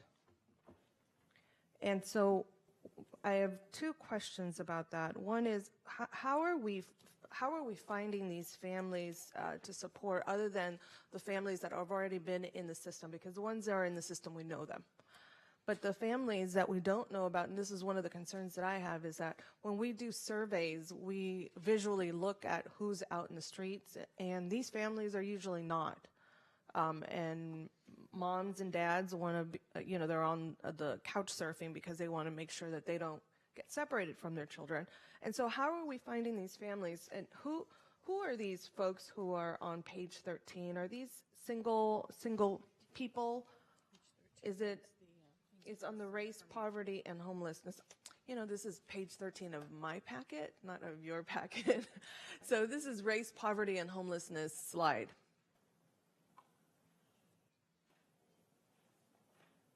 So I wanted to know, does this slide include women, children, men? Who are these folks? This is Key. Yes, it includes all household types. For example, the dark blue, we're pulling this information from our homeless management information system. That's about 19,000 or so people who have been assessed. And as you saw in perhaps a previous slide, about 79% of that are single individuals, but 12% families, and I think 9% youth and young adults. Council member, you asked a first question, which was how do we identify individuals or families in need? And I'll answer that in two parts. First is, it is true that our coordinated assessment system, where we assess and how we assess individuals who are homeless and have housing needs, is primarily through outreach services, homeless shelters, transitional housing programs, things like that. But slowly we have begun to expand that to our emergency assistance network agencies like Sacred Heart or Sunnyvale Community Services. We've also been expanding that to our domestic violence providers. And the county is making a sort of a concerted effort to expand the sort of coordinated assessment system, or simply just to ask the housing stability question and the homelessness question within our safety net program. So individuals coming to general assistance asking for support, families going to the CalWorks office to ask for support. We're trying to expand that so that we're collecting as much information as possible. Thank you. I appreciate that. One of the reasons I asked this is, and I'm really grateful for some of the speakers that have come in and put a spotlight, if you will, on the children and the families question.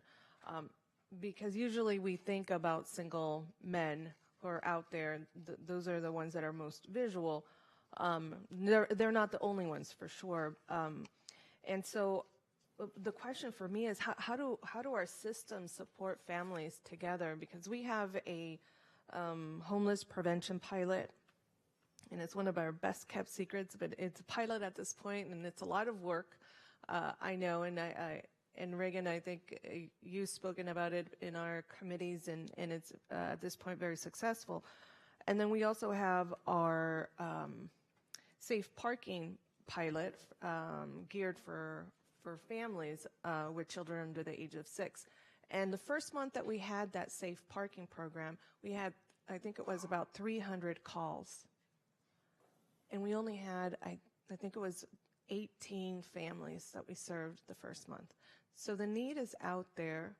We know of these families, but how are our systems, if say, for whatever reason, these families aren't finding the safe parking suitable for them, or just for whatever reason it doesn't work out, how are we informing each other that there's this family, they reached out, and maybe they don't have the opportunity to reach out once again because of work and school and whatever other reasons, but I feel like we need to put a larger spotlight on families and children. Last week or 2 weeks ago, we had a sexual assault joint meeting, and one of the issues that we saw was there was a lot of youth that was being overlooked, and there's a lot of intersectionality between domestic violence and sexual assault, human trafficking and sexual assault, or commercial sex and sexual assault, and we're not focusing on some of the youth and their needs. So how do we shift that spotlight and make sure that we have families and children, because their needs are going to be, the services are going to be rendered quite differently than the way that they're rendered now. So making sure that we have that gender equity is really important to me. Making sure that there's youth equity is very important. I was very pleased to hear about the first episode, psychotic break intervention, and it leads to it leads back to this question about this. There's a dual diagnosis when you're when you have mental health issues and you're self-medicating. You go down this path. We know what the problem is.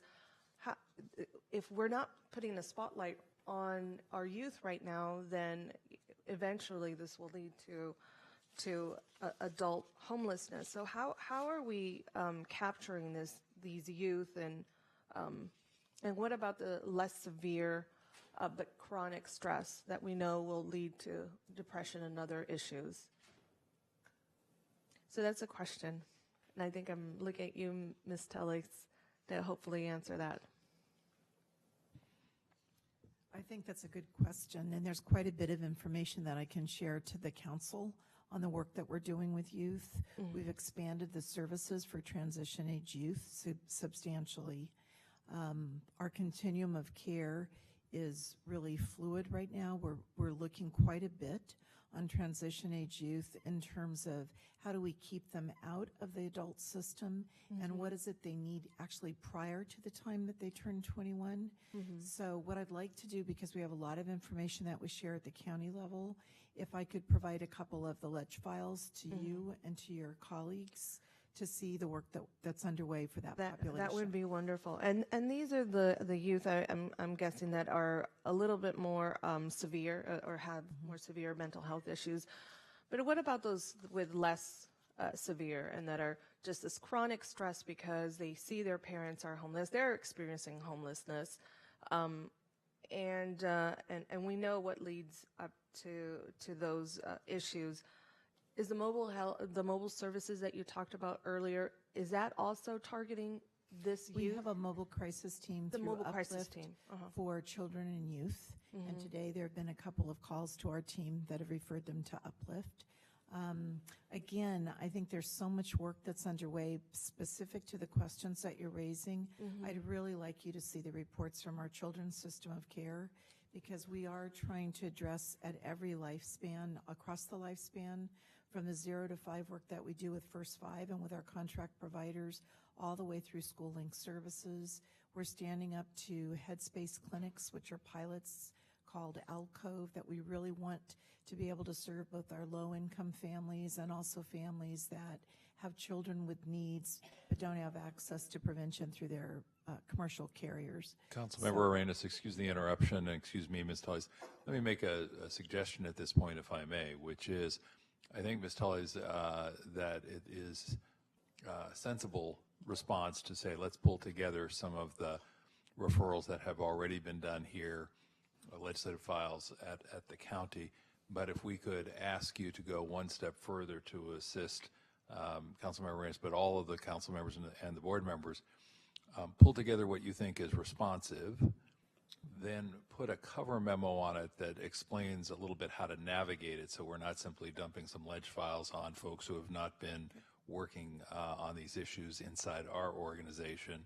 And then if we could make that an off-agenda report for our full board as well, I think it might be timely for us to sort of say, hey, let's take a look a little more comprehensively at what we're doing, and then share that with all the council members as well electronically, and those who have the time and the inclination can follow up that way. Does that sound like a manageable workload? Very happy to do that. And Ms. Arenas, does that sound like it gets to the questions you're asking? Absolutely. And if there's any recommendations in terms of how we can collaborate a little bit further and take it one step further, I'd like to also, if you could include those. Great. Thank you. Thank you. So the last thing that I'm going to ask is about the Community Plan 2020. I look forward to that. I think that there is a lot of community that is somehow supporting our homeless or unhoused community out there, and so I know that this is an opportunity for both of these systems to work with one another, and for the community to help identify some of those areas where we need to have better coordination, and so I look forward to that. Thank you.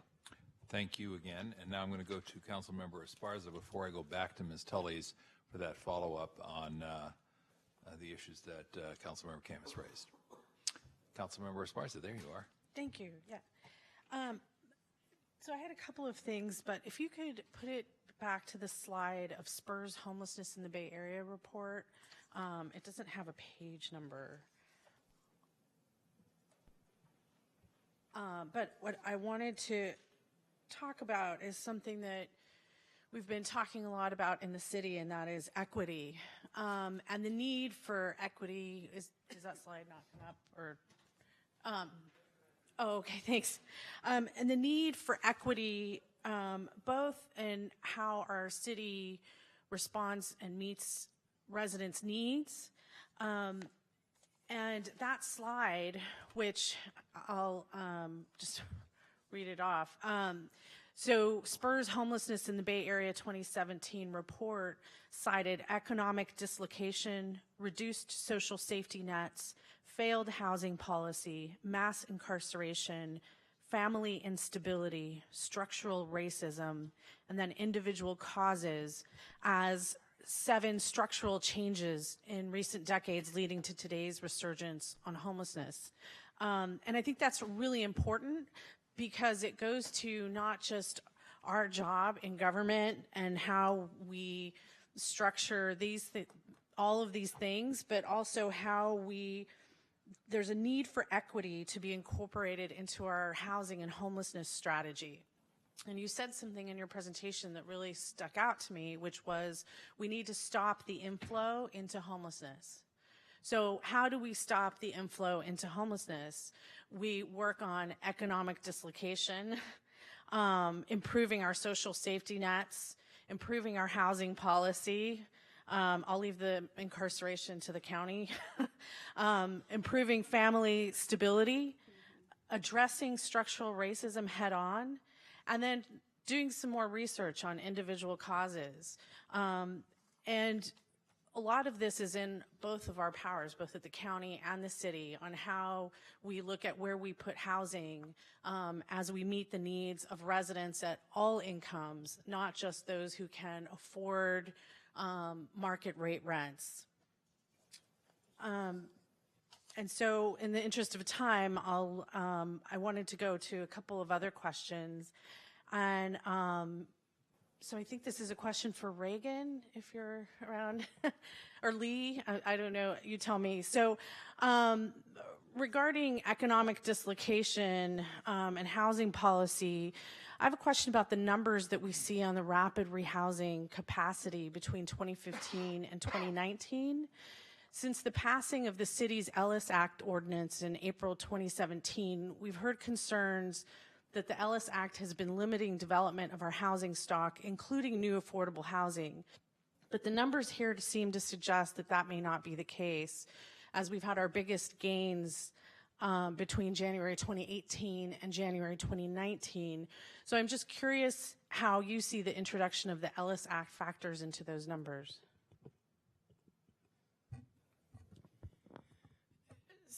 Councilmember, I don't see the Ellis Act really factored into these numbers yet. These are all based on kind of scattered site rapid rehousing programs. I think probably future reports and iterations of this number might address the Ellis Act issue, or we might have more revealing data. That's helpful, thank you. I just think, again, as we look at economic instability and the fact that the inflow of homelessness continues to rise, that's a housing policy that we should keep our eyes on. And I had another question, and I don't know who this falls to, but the graph on page 13 shows a 72% increase in permanent supportive housing capacity, which is a fantastic number. But given the environment and resources and potential statewide legislation, although that's probably getting too predictive, could we expect a continued increase in permanent housing?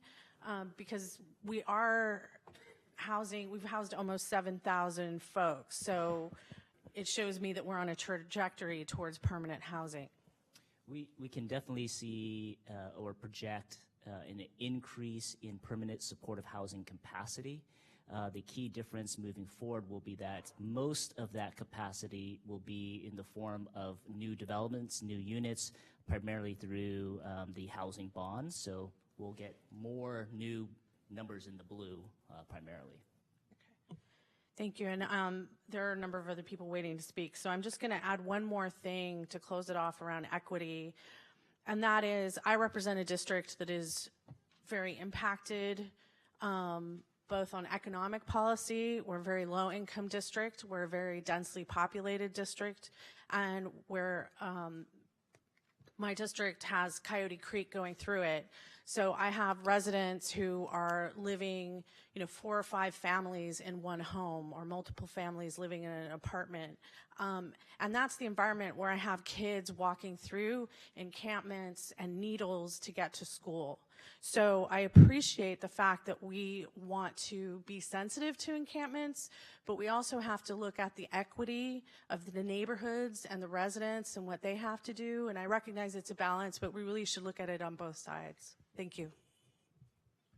Thank you, Councilmember. Ms. Tullies, we're not going to be able to respond to everything in real time today, obviously, in the limited time we've got left, but I did want to ask you to just report for everyone here, since this set of issues that Councilmember Camus has raised was surfaced, and we had community interest, obviously, from some of the comments, where we are on that topic here at the county. Well, I think there's a couple of things I'd like to start with. I think you've seen people who are supportive of AOT and people who are not. Which stands for, again? I'm sorry? The acronym stands for, again? Assisted outpatient treatment, which is the term that most of us use for this. The county has paid a lot of attention to the issue. It's a complicated issue. We've looked at the different systems and what's involved with that. So what I'd like to suggest, I'm happy to look at your letter, and also to others who would probably provide information and questions and approaches to this, and put something together that I can share with you at a future date. I don't think today the plan was to talk about AOT, and I'm not prepared to go into detail on that. Fair enough. If we could ask you to do that, and my recollection, and please correct me if my recollection is wrong, which it may be, is that we did have a fairly extensive discussion about this in the Health and Hospital Committee when Supervisor Yeager was chairing and I was in the second chair as vice chair. And the plan was that our organization would go off and do a little more thinking about the subject, a little more analysis about the subject, and come back at some point and report back to Health and Hospital, yes? Yes, in some ways, but the decision at that point, as I recall, in addition, was let's stand up all the services that we're putting in, look at AOT, and then bring that back to the board. So I'm happy to do that for Great. all of you. All right. And again, if that's something we could share as an off-agenda report, not only with board members, but with folks at the city, that way everybody will have access to the same information on this topic. Happy to do so. All right, thank you. That's going to take us to council members Perales, Foley, Jimenez, Carrasco, Davis, then the mayor, and then Supervisor Chavez. And I know they're all going to be mindful of the time. So let me go to Councilmember Perales and Foley. Thank you. Thank you. Yeah, somehow I always get that advice right before I speak. Yes, hi. So, first off, good afternoon or good evening now, and thank you very much to the joint staff that worked on putting this together. Really appreciate this, and I look forward to the update on our community plan to end homelessness. Obviously, I do think there's a lot to celebrate from what our last plan has helped us put together. Clearly, though, we have recognized we have even more challenges ahead. I want to focus my comments really on something that I think will help us and help in the conversation that we're having today.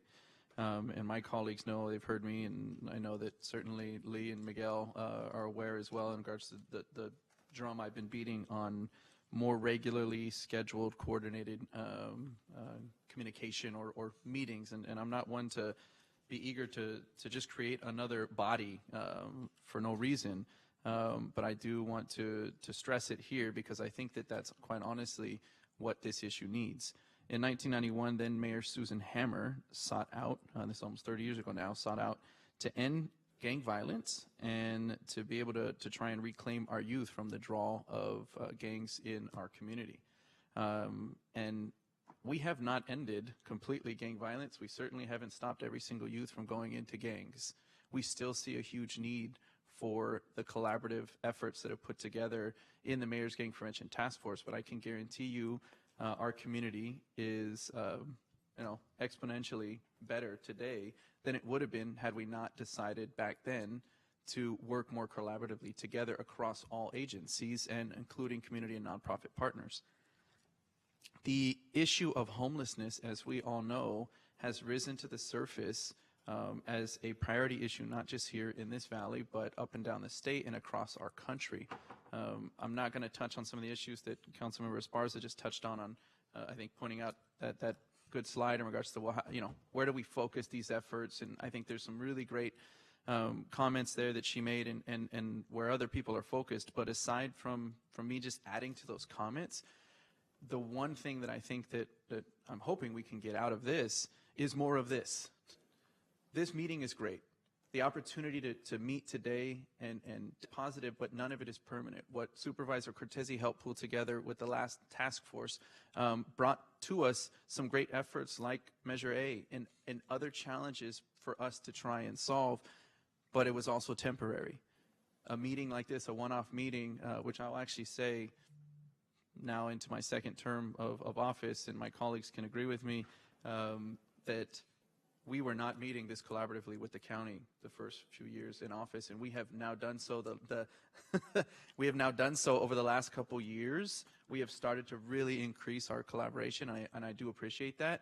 But on this specific issue of homelessness, I want something to be more permanent, just like our Mayor's Gang Prevention Task Force, where we can actually have that regular set opportunity where we are communicating and collaborating much better. In my mind, that's the only way that we're actually going to bring to the surface some of the issues, the one-offs that this should not have been the opportunity. I'm not knocking you, Councilmember Camus, but this shouldn't have been Councilmember Camus's opportunity, right, to say, hey, I got to find a place to have this conversation. We should have that opportunity on a more regular basis, right, for us to not say, let me find the next opportunity to bring up issues that I think we should be addressing as a full community. And I'll say this, and I say it, this is pretty rare, but I agree with Councilmember Camus on this particular issue, that there are a small percentage of our community that all the tools that we have in our toolbox right now are not going to help. But I don't want to focus my conversation on something like one of the tools or one of the issues. I'd like to know that we have a regular meeting where I can come back and have those conversations, and that I don't feel like I have to just kind of vomit all of my interests today, right, in this one-off meeting. So yeah, so that's that's my one request. And again, Lee or Miguel, I don't know if you wanted to follow up with obviously some of the efforts in that regard. I know our county and city have been working collaboratively towards that effort. It's not necessarily exactly mirroring what I sought out in regards to what I feel is a great example, which is the Mayor's Game Prevention Task Force. But to know that we have something in place, that's what I'm looking for at the end of this meeting, so I can walk away and say any of the major issues that I want to bring up, I'm going to have a forum to do that. The entire community is going to have a forum to do that, and we're really going to raise this issue to the level that it needs to be. I believe Councilmember Jimenez, are you next? No, it's I have it wrong. Councilmember Foley, then Oh, I'm Jimenez, sorry. then Carrasco, then Davis. Boy, did I mess that up. I don't know if Lee wanted to respond first before. Okay. He probably didn't, but go for it, Lee. Sorry, Cindy. No, that's right. Okay. I just had the list. Thank you for the opportunity, Councilmember. I think you bring up a wonderful example of the Mayor's Gang Prevention Task Force, and I think that's a really eloquent, hard sought after policy solution to a certain set of circumstances. And I think of everything that you just said, I think wanting something permanent, I think that's where we've kind of come from a team and looking, well, what is the most permanent? And it really is that the time and the effort put into Destination Home. So, in looking, and I will say, I think the team and, I know myself have created the flexibility, kind of your intent with this referral and where it is now, because it is, quite far from where it intended. Tried to really look at the circumstances of why you asked for that. And it is, venues like this, or last week when the two committees met together to kind of hash out some of these policies, talk about the opportunities, whether it be wordsmithing or what we need. So when Key mentioned, we're going to be coming forward with like what we need as a team in the way of policies from you and policy alignment between the board and council. I do think from a policy making perspective that we will be teeing up and coming back much regularly as a team, whether it's just the council or just the board or these committees, much more regularly, so you can engage in that, because it's quite frankly very kind of mission driven and important for us to do the work that we've outlined here to achieve policy alignment amongst you all, so then we can go out and implement these strategies. So I do think we're going to give it much more thought. As we move forward with the community plan we had talked about, a lot of these buckets are going to need to be resourced. So the thought and process around, maybe specific short-term task force and sprints around some of those is absolutely something that we will entertain so that we can bring in as many people as we want. But I do think we've tried to approach it with kind of a set of circumstances and variables for how do we make the collaboration as permanent as possible. And so that's kind of our vision and where we've gone with this. So if I could just make a follow-up recommendation, I think two things. One, I do think coming back to how we can do a better job of collaboration. Two, I think it would be important for you all off agenda to give this body a list of all the committees you currently serve on together, and the fact that you are meeting weekly, because I don't think that's evident to everybody here who's not stalking you. And also the makeup of the Destination Home Board, the meetings that it's having, and really even just an outline of kind of the discussions. Those would be recommendations. The other thing I'll just say is the one challenge we have with the Mayor's Gang Task Force, and it's not an insignificant one, is that the counties marshals an awful lot of resources to partner with you at the Mayor's Gang Task Force, and we have multiple cities in the county that we're not addressing right now. And it's actually something that I know that Sam and I have talked about in the past. And so the one recommendation I would like us just to be mindful of is that any action that we take really should be county-wide, because the point that the staff's raising about assets and resources not only includes revenue, which I think frankly comes more from our two institutions, but land and approvals in places all over. So if we could just put a pin, I'm keeping a list of what everybody's asking for, and I'm going to hope that these get discussed as part of the Community 2020 plan. You good? All right, Pam. Thank you, and thank you for the opportunity to have this joint session addressing a really important issue in Santa Clara County and San Jose. This seems to be a policy issue and a resource issue. And we're all focused on wanting to house the unhoused, provide more permanent housing, not temporary housing. That seems to be the answer. And we hear daily how we're moving forward and how hopefully we're challenging to move forward a little faster. But I want to talk a little bit about the homeless prevention program. There are many people who are employed who are one paycheck away from being homeless. And you mentioned the program, so I'd like to find out a little bit more, if I could. How do people find out about the financial assistance program? These are people who maybe their rent was increased and they can't afford the rent increase. Can they come to you?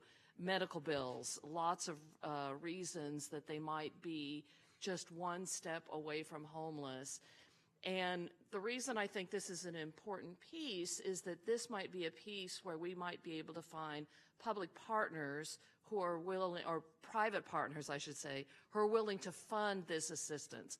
When you look at Cisco and their $50 million that they've donated, this might be a place that other organizations, other businesses can look at to help funding, because if their employees are worried about making their rent payment because they're one paycheck away, it seems to me that these employers might benefit by creating a pot of funds, I'm just throwing something out there, that might be a way of assisting people on a greater level with medical bills or whatever. So how do people find out about this ability?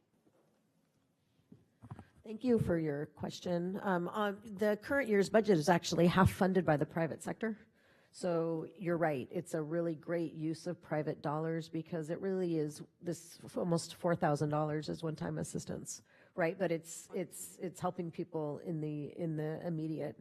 Every emergency assistance networked agency from Gilroy to Palo Alto is part of this group of this homelessness prevention system. So families can go to any EAN, Sacred Heart, San Jose, Life Move, Salvation Army are a few that are serving in San Jose, but we can get your office the information.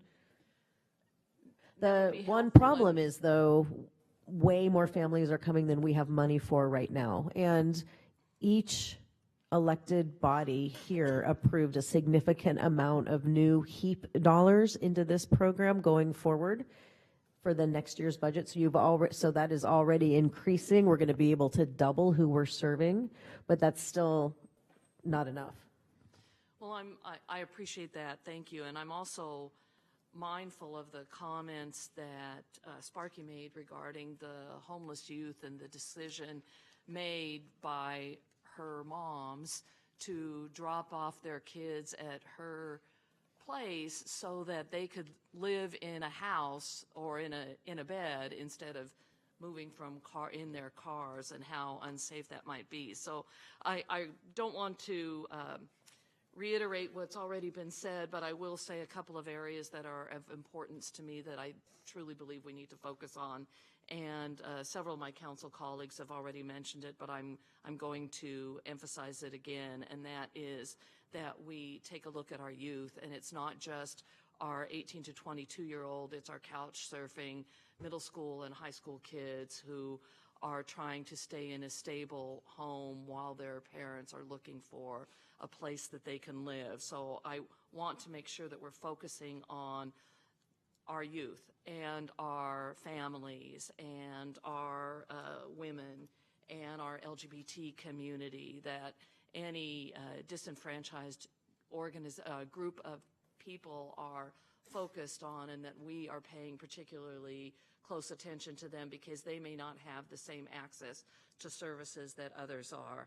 And finally, you know, when you're running for office, and I'm fairly new into this office of City Hall, but when you run for office, a lot of questions come at the door, and one of the issues that people always raise is homelessness, and how are you going to deal with the people who are homeless in my backyard? And truly we must acknowledge that, because it is in the neighbor and community's concern. They have concerns about safety, they have concerns about the trash, they have concerns about the sanitation. So we need to help our homeless by providing trash pickup, by providing sanction encampments where possible. I commend Councilmember Davis for attempting something in her district that didn't fly currently, but that doesn't mean we can't go back and try again someplace else. So I'm really excited about the opportunity to continue to address homelessness head on. We're not done. We're not going to be done until everybody's housed, and that's not likely to ever really happen, but keep moving forward in a direction. And the one thing I will leave you with is we continue to build housing, all types of housing, and that reduces the barrier of homelessness for everyone else. If we have enough supply, then more people have houses that they can move into. Thank you. Thank you very much. Councilmember Jimenez. Thank you. I actually had many questions, but just for the sake of time, I'm just going to maybe ask one or two. And before I ask the question, I just want to say that this issue, I've been in office 2 years, and it's a bear of an issue. I feel like most days we can't do enough. Oftentimes I'm at a loss for words as to what to tell our residents, because I think it is this tension, right, between trying to certainly make sure our streets are clean and be attentive to the residents' needs, while at the same time certainly having a heart, being mindful of the predicament some of the people that are living on the streets are on. And so it's a challenging thing, and Councilmember Rapoli talked about, when you run for office, you get asked these questions, but they continue. Yeah. And so it's very. There's some days I go frustration, anger. I just don't. It's very difficult to wrap my head around the complexity of the issue, and with these 50 or so slides you added to that today. So thank you so much. So the question I have is this. It's on, some of these slides are numbered, some are not. So it's a slide that's yellow. It has yellow on it. It's the challenge we face. It's the one that says more people are slipping into homelessness, which obviously is a terrible thing to see happen. That one right there. Yeah. And so this slide, it talks about so for example, you look at 2016, 2017, 2018, households who took the VI SPDAT for the first time. So if you look at 2017, 2018, it seems to have gone down. I think by about 1,071 people is the rough calculation. So those are people, and I'm just trying to wrap my head around what this is and what it means. And so those are folks that aren't being entered into the HMIS system. Is that correct? Or the ones that are?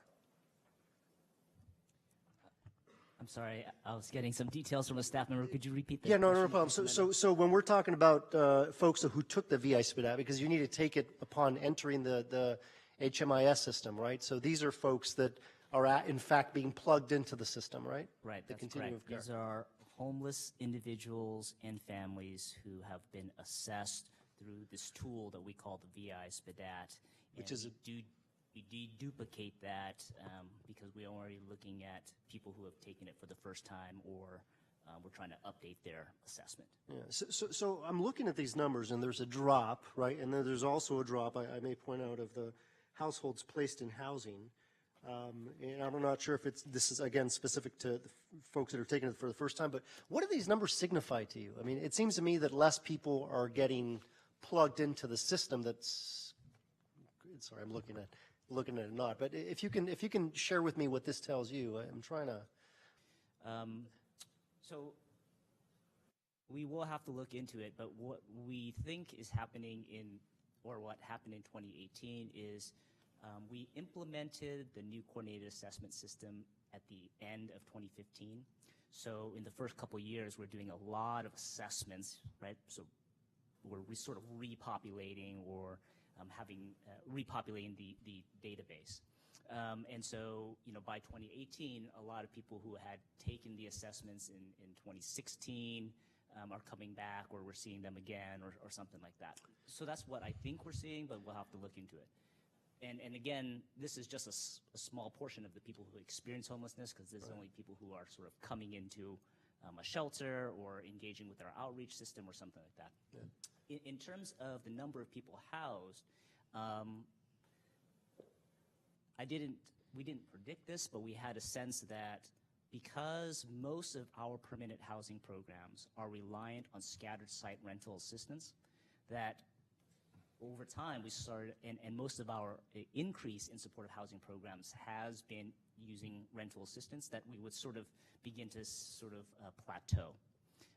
And I think we're seeing some of that, and that's why, you know, our focus has been not on increasing sort of scatter site programs, but building new units or rehabbing new units and sort of making them available as permanent housing.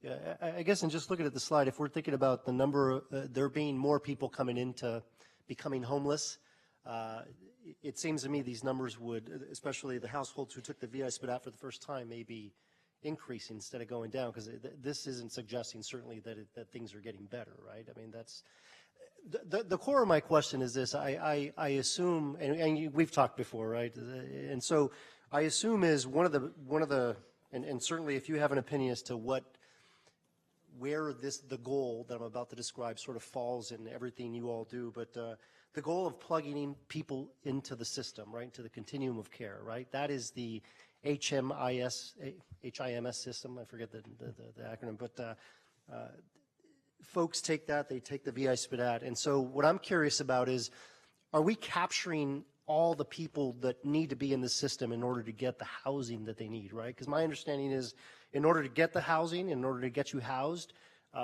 you need to be in the system, and if you're not, you're essentially, you're not on the map. Is that? That's correct. We are not capturing everyone who experiences homelessness, of course, and that's why one of our goals is to make sure that, especially when it comes to the county, our safety net programs like CalWorks, like general assistance, like the behavioral health system, that every time someone comes into contact with that system, we're asking them about their housing situation. Right. If they are homeless, then we're assessing them using the tool that we have. That allows, you know, the sort of the supportive housing system to sort of know their needs and sort of begin to prioritize them for available services. But it also allows us to then understand, have a better understanding of the need, and then request the resources or advocate for the resources that we need. And I caught when you mentioned that during the presentation. I very much appreciate that. I guess it seems to me that one of the key goals would be to get as many people in the system as possible, right? And maybe that's I don't know if the correct interpretation, but. Yes, I think, you know, as part of the community plan and even before it, you know, one of the staff's work plan goals is to really expand what we call the coordinated assessment system. Right. Okay. And is there anything that's being done with, certainly you got the county hospital, right? But is there any work being done with other hospitals, say Kaiser, you know? And the reason I ask this is that in my district in South San Jose, we have Kaiser San Jose. I know just because the mere fact of knowing folks that work there in the emergency department and such, that they get a lot of homeless people that are, whether they're picked up by the ambulance, by the fire department, you know, just a host of ways that they make their way to the emergency room, there to the hospital generally to get services. They oftentimes don't know where to release them. It seems to me, and to the extent this is true, that we're not capturing some of those folks that are naturally going to seek medical care or going to the hospital. And I'm wondering if in this next plan, this next go around, if we're going to do, and what we're going to do to really make certain that we're casting the broadest net possible to make sure we're bringing everyone into the fold, into the system. Yeah, so I'll respond sort of with three comments. One is the county does have some history working with the other hospitals. For example, the medical respite program that we have is sort of funded by the Northern California Hospital Council. Joe Cofaro is here or was here. The second is expanding the coordinated assessment system does include sort of non-county systems as well. That could be public sector cities or, you know, the private hospitals.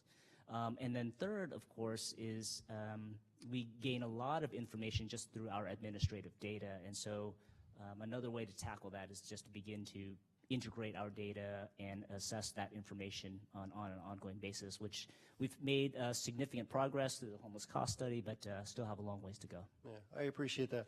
And talking to some folks at Kaiser, I know that they are not actively plugging people that they see that are homeless into the system. And so it seems to be, in my eyes, a gap to fill, whether it's a position that's filled, whether it's someone from the county sitting there making sure that people that go in there are actually plugged into the system.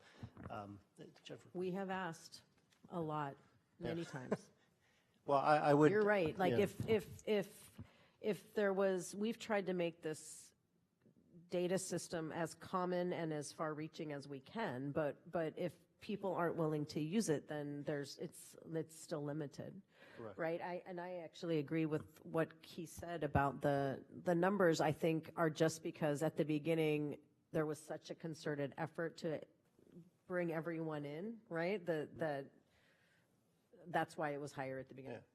Yeah. I appreciate that. And then just to conclude, in addition to certainly other hospitals, and Kaiser is what came to mind, but it applies to anyone, it is an effort to really bring more people into the fold and into the system.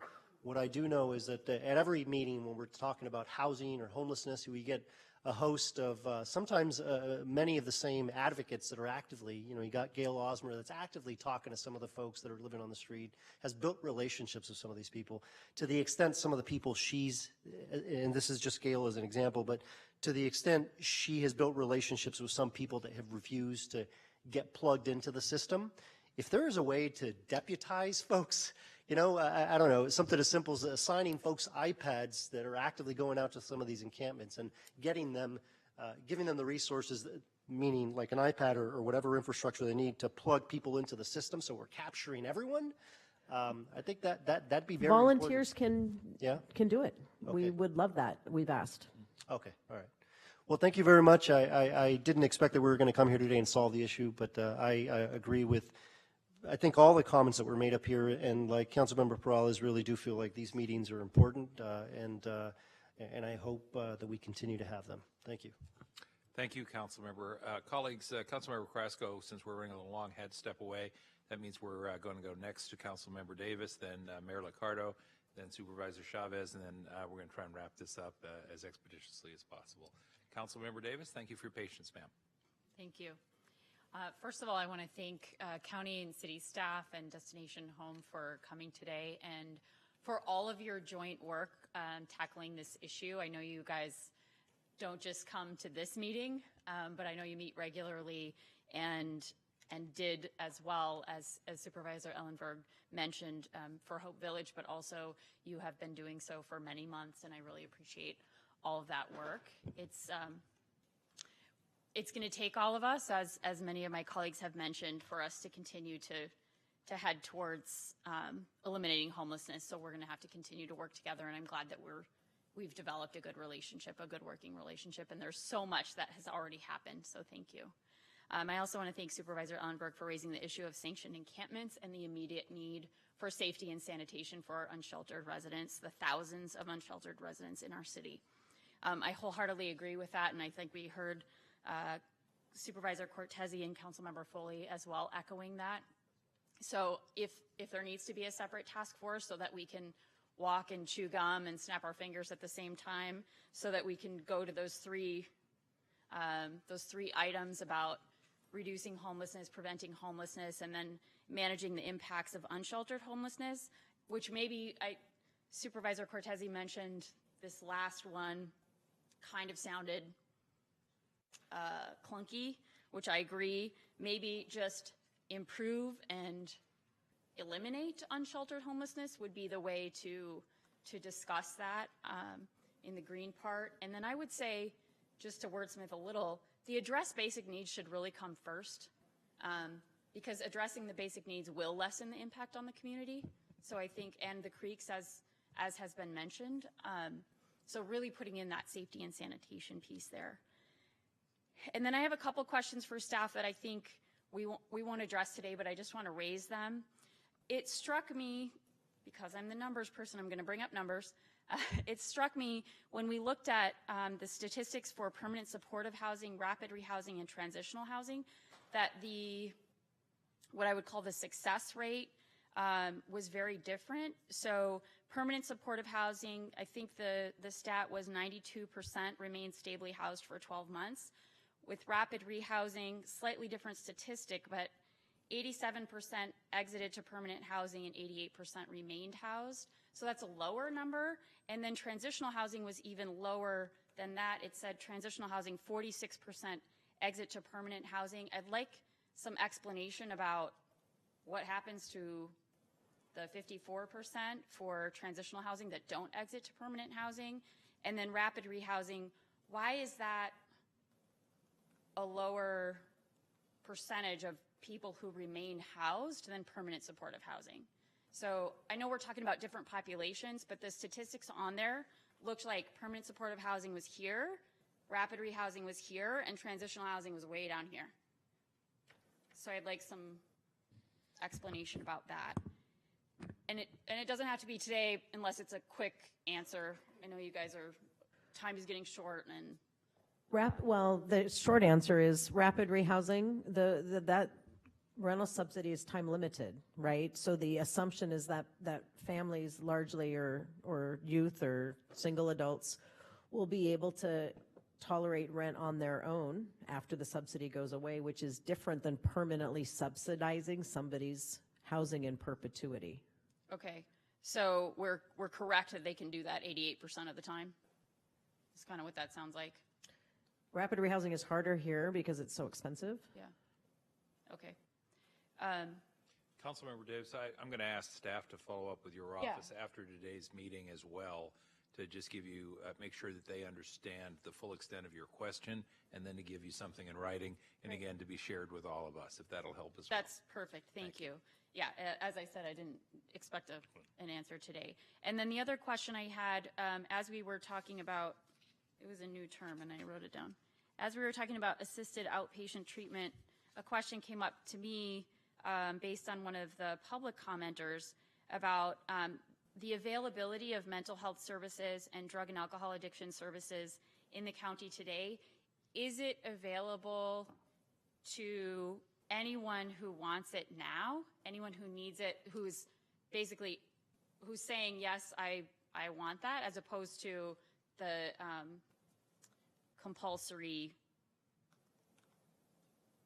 issue that we're talking about with Laura's Law? So I kind of want to know, what is the gap between people who are already asking for it versus availability of services? So I know just nationally we have a mental health professional shortage, so I'm guessing that also exists in our county. And I would like some additional information about that. Not saying that we shouldn't do Laura's Law or assisted outpatient treatment, but just what is the gap in what we're providing now versus what we know the need is already? And again, Ms. Davis, Yes. I'm going to intervene just to say to and through staff, I believe Ms. Tully's has stepped away, yes. Then rather than give you an incomplete answer today, I'll look to Mr. Marquez to ask Ms. Tully's to get that answer folded into her larger set of comments and responses. And again, Mr. Marquez, the question, as I understand it, is to what extent are the services provided under AOT readily available to someone who asks for them, not someone who is necessarily obliged or compelled to take them. Do I have that right, Ms. Davis? Yes, thank you. Thank you. Could I address your first point, council member? So I think the slide that is on the screen right now has, and I think that the comments about the wording being differently is totally fair and true. But I did want to make sure that it was clear that when we're talking about managing the impacts of unsheltered homelessness, we're talking about the short-term measures that need to happen while building capacity in permanent housing. But that unsheltered homeless folks are who we want to have move into the permanent housing, right? So it's not like it's a separate group of people, but that we also know that there are challenges associated with the amount of people that are outside, and there are short-term things that need to be done, right? So that really was what was trying to go into that bucket, not that unsheltered homeless people are a separate category. Yes, and I totally understand that. I think my colleagues do as well, and that was the direction of Supervisor Ellenberg's comments about safety and sanitation while they are unsheltered, while permanent supportive housing or permanent housing is being built, because we know that there's a gap in time for that, and we have thousands, literally thousands of people on the streets now who don't have access to a bathroom, who can't wash their clothes, who don't have trash service, right? And then it ends up in the creeks. That's what we're talking about. And so I think we're all on the same page there. Yeah, it was just wordsmithing it. Ms. Loving and Mr. Lee, as long as we're on this issue, unsheltered homelessness, does that phrase apply to people who are in an emergency shelter? No, these are individuals living outside. Thank you. The emergency shelter world, which is of particular interest and importance to me and in my district, sometimes seems to fall between definitions, and that's why I wanted to underscore that fact. Thank you. That takes us to Mayor Liccardo and then Supervisor Chavez. Thank you.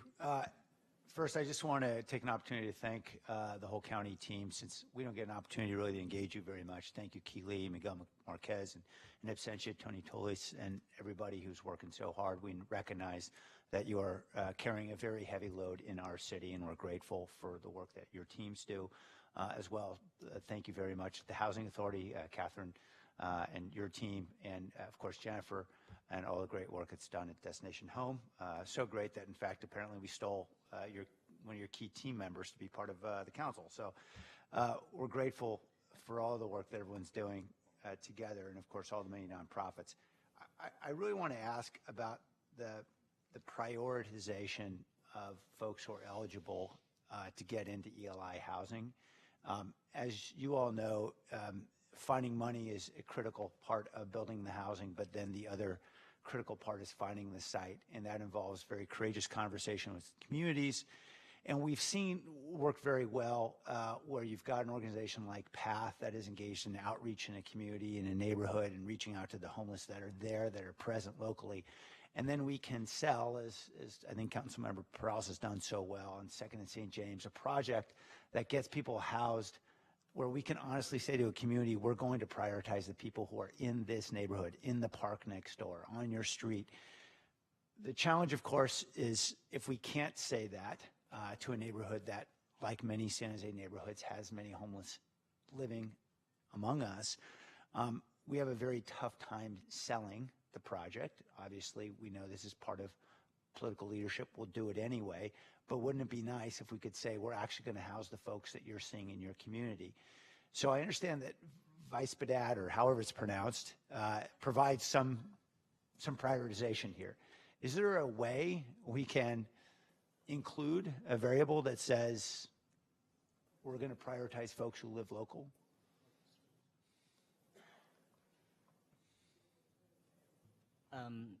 I think there's a couple responses. First is I think San Jose Housing Department is looking at some possible local preference options.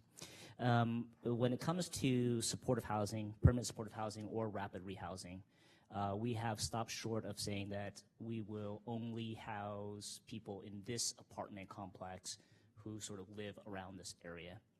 We have offered that it is important to reduce sort of just the number of unsheltered people in that area. So we have offered to, one is conduct targeted outreach to those individuals in that area so that they have a higher chance of getting housed there or housed somewhere else. And I think that's the primary, and we do that in a way that sort of is timed to give sort of the best opportunity. And we also sort of stop short of that because, again, most of our housing capacity is sort of scattered site rental assistance. Right. And, you know, we sort of don't want to keep a Yeah, I don't expect that. Yeah, I understand that would be pretty difficult. I guess I'm thinking more of the Charities Housing Project on Center Road, where we couldn't say to the community, we're actually going to house folks here in District 7 or in this neighborhood, because it seemed as though there was some legal or administrative barrier that said, sorry, we've got this line and we've got to, or this list, and we got to go according to the list. Am I understanding it wrong? Well, you can't do it with vouchers. Yeah. That, okay. Excuse the interruption. That being, no, thank you. I was reading your mind, or you were reading mine, I'm not sure which. Yeah. But to go back to Keeley's point, there's nothing, even with vouchers, that precludes you from doing aggressive and extended outreach in the immediate area so that as a fact on the ground, folks in that neighborhood are given the first opportunity, because by definition, if you're the first to know and the first to be invited and the first to be invited again and again and again, then I think very close to the result you're seeking can be achieved, notwithstanding some of the by-the-book legal impediments. Keeley, did I get that right? That's absolutely right, sir. And the other thing that I would add is sometimes we can affect the prioritization through funding mechanisms. For example, because a lot of our services are funded through the Mental Health Services Act, we have to prioritize people with a serious mental illness, even though their scores might be different in the registry. So, so working with cities, we can work on different strategies. Mr. Mayor and Mr. President, if I may just intervene just for a moment. We, all of us here and many others, also did a needs assessment several years ago and actually ranked individuals, people that cost the county $150,000, $200,000 a year compared to people who cost us $10,000 a year. Not only was it a cost savings, but the assumption was that those that need 6 figures a year in services are probably more vulnerable than those who only need $10,000 a year in services. And so I would also ask, as much as I understand what the mayor's saying about providing for that community, and earlier I said, hey, I want this for Santa Clara County, and you're saying specific neighborhoods and districts, I understand that. It's also that housing is so tough to get. I certainly want us to pay attention to our needs assessment and those in the most need of help. And I just wanted to throw that out because we did that for a reason. And I do appreciate that concern. I believe you're referring to the process we undertook before Housing 1000. Yes. Is that right? Yes. And I'm very appreciative of that and recognize the imperative to focus on folks with the greatest, I think you scored based on mortality, I believe, and there is great value in that. I think we need both. And the reality is we've got to build a lot of housing. We have to do it quickly. And we have political processes right now that do not allow us to do that. And we need to find ways to accelerate. And so I'm hoping that we can find that happy medium. I'll take this offline because it sounds like there's a solution in there somewhere. I appreciate your suggestion. Last thing I just suggest, if I could add on to the good request of Councilmember Davis, trying to understand whether there's a gap in the need for inpatient mental health and drug rehab beds. Would also be helpful to know if there's state resources out there that we should all be collaborating together to go hustle to get more inpatient beds, because I'm of the opinion without better data, at least just on anecdotal information, I'm guessing there's a big need out there. And I would love to make this a priority, and we could all hustle and go to Sacramento together and try to see if we can get those resources in San Jose or in Santa Clara County. I'll leave it at that. Thank you. Thank you. And before I go to Supervisor Chavez, just ask you again, Mr. Marquez, and in response to that request from the mayor in particular, we might ask what potential, if any, exists with the unallocated MHSA funds that we've been talking about earlier in the last year or two, because there are still some there, and whether or not any of those funds could potentially be a match with the kinds of service needs that the mayor is describing. Supervisor Chavez? Thank you. So I also just want to thank the staff and my colleagues for your very thoughtful points and questions. I'm going to, I'll just meet with you all and talk through my list. I have one. Just because of time. I do just want to raise up 3 big issues. One is that the timeline for the community plan is, it's such a great opportunity for all of us to take these ideas and actually siphon them through the plan. And I think that's really critical because the plan needs county-wide buy-in, not just our 2 organizations. So I want to just ask that the staff give some thought to the best way to make sure that the elected officials countywide are deeply involved. I also think it's a great opportunity to educate people if we do that well in terms of our services.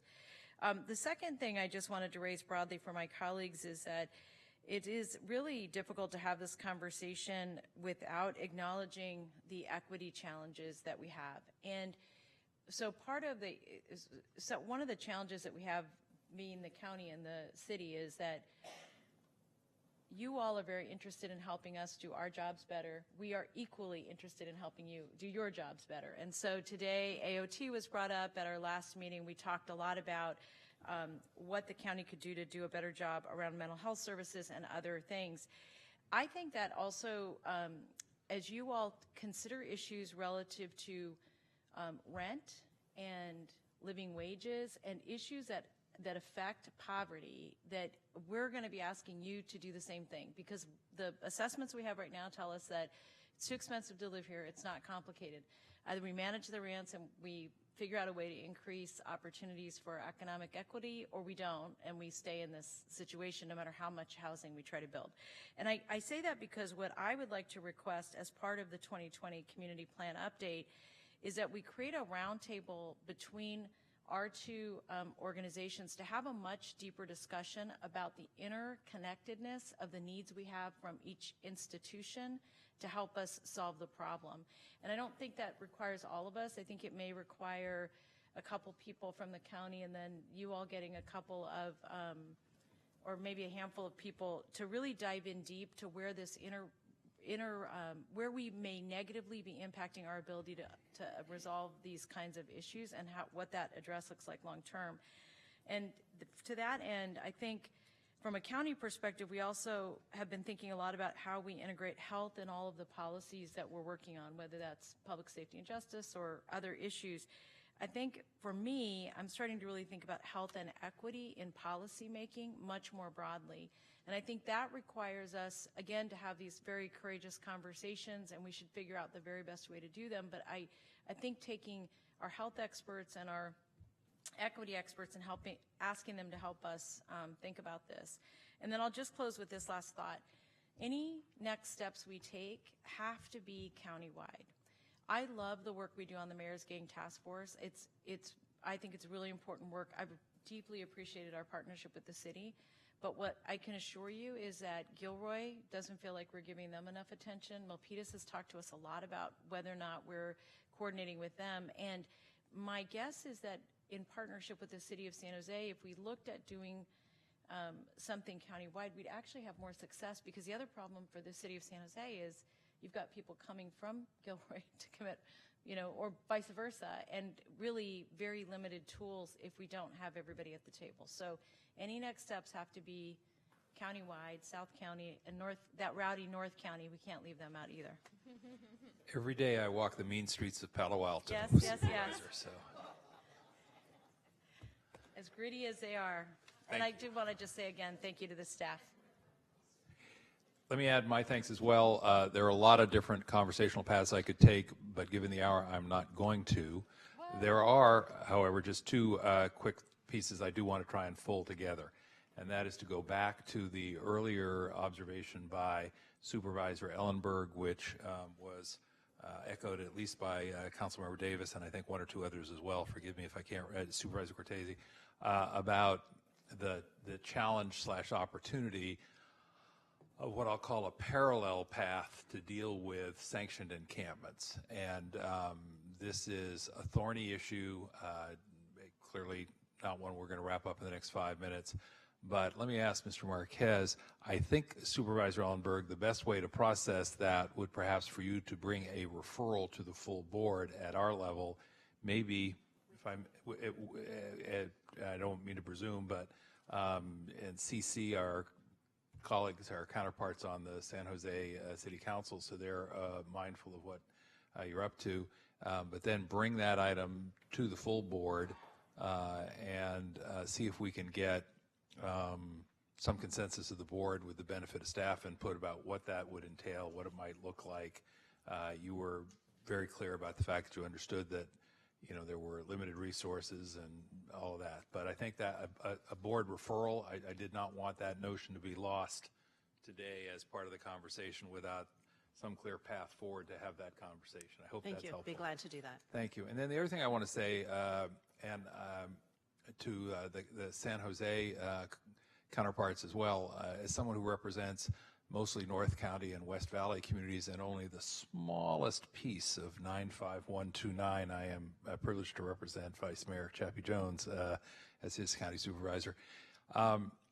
the things that go on in these other places that may seem largely unconnected to your day-to-day responsibilities in the city of San Jose, I would argue are very much connected.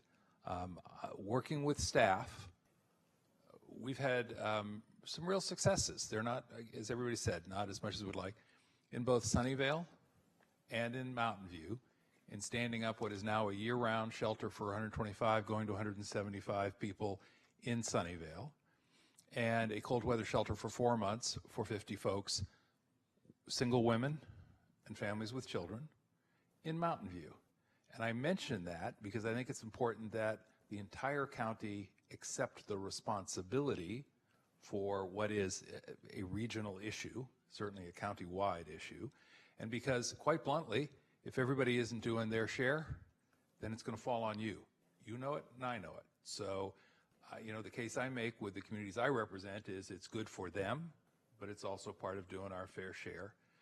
And then let me just give you one more example, and my colleagues will smile, I think, which is, you know, we don't do much in the way of big land use here at Santa Clara County because that work goes on in your 15 incorporated cities and towns. But at the moment, we have a proposal for 2,275,000 square feet on the Stanford campus that's going to generate, according to the Environmental Impact Report, 9,610 people. And then there's a question, which is, will there be full mitigation of the housing demand?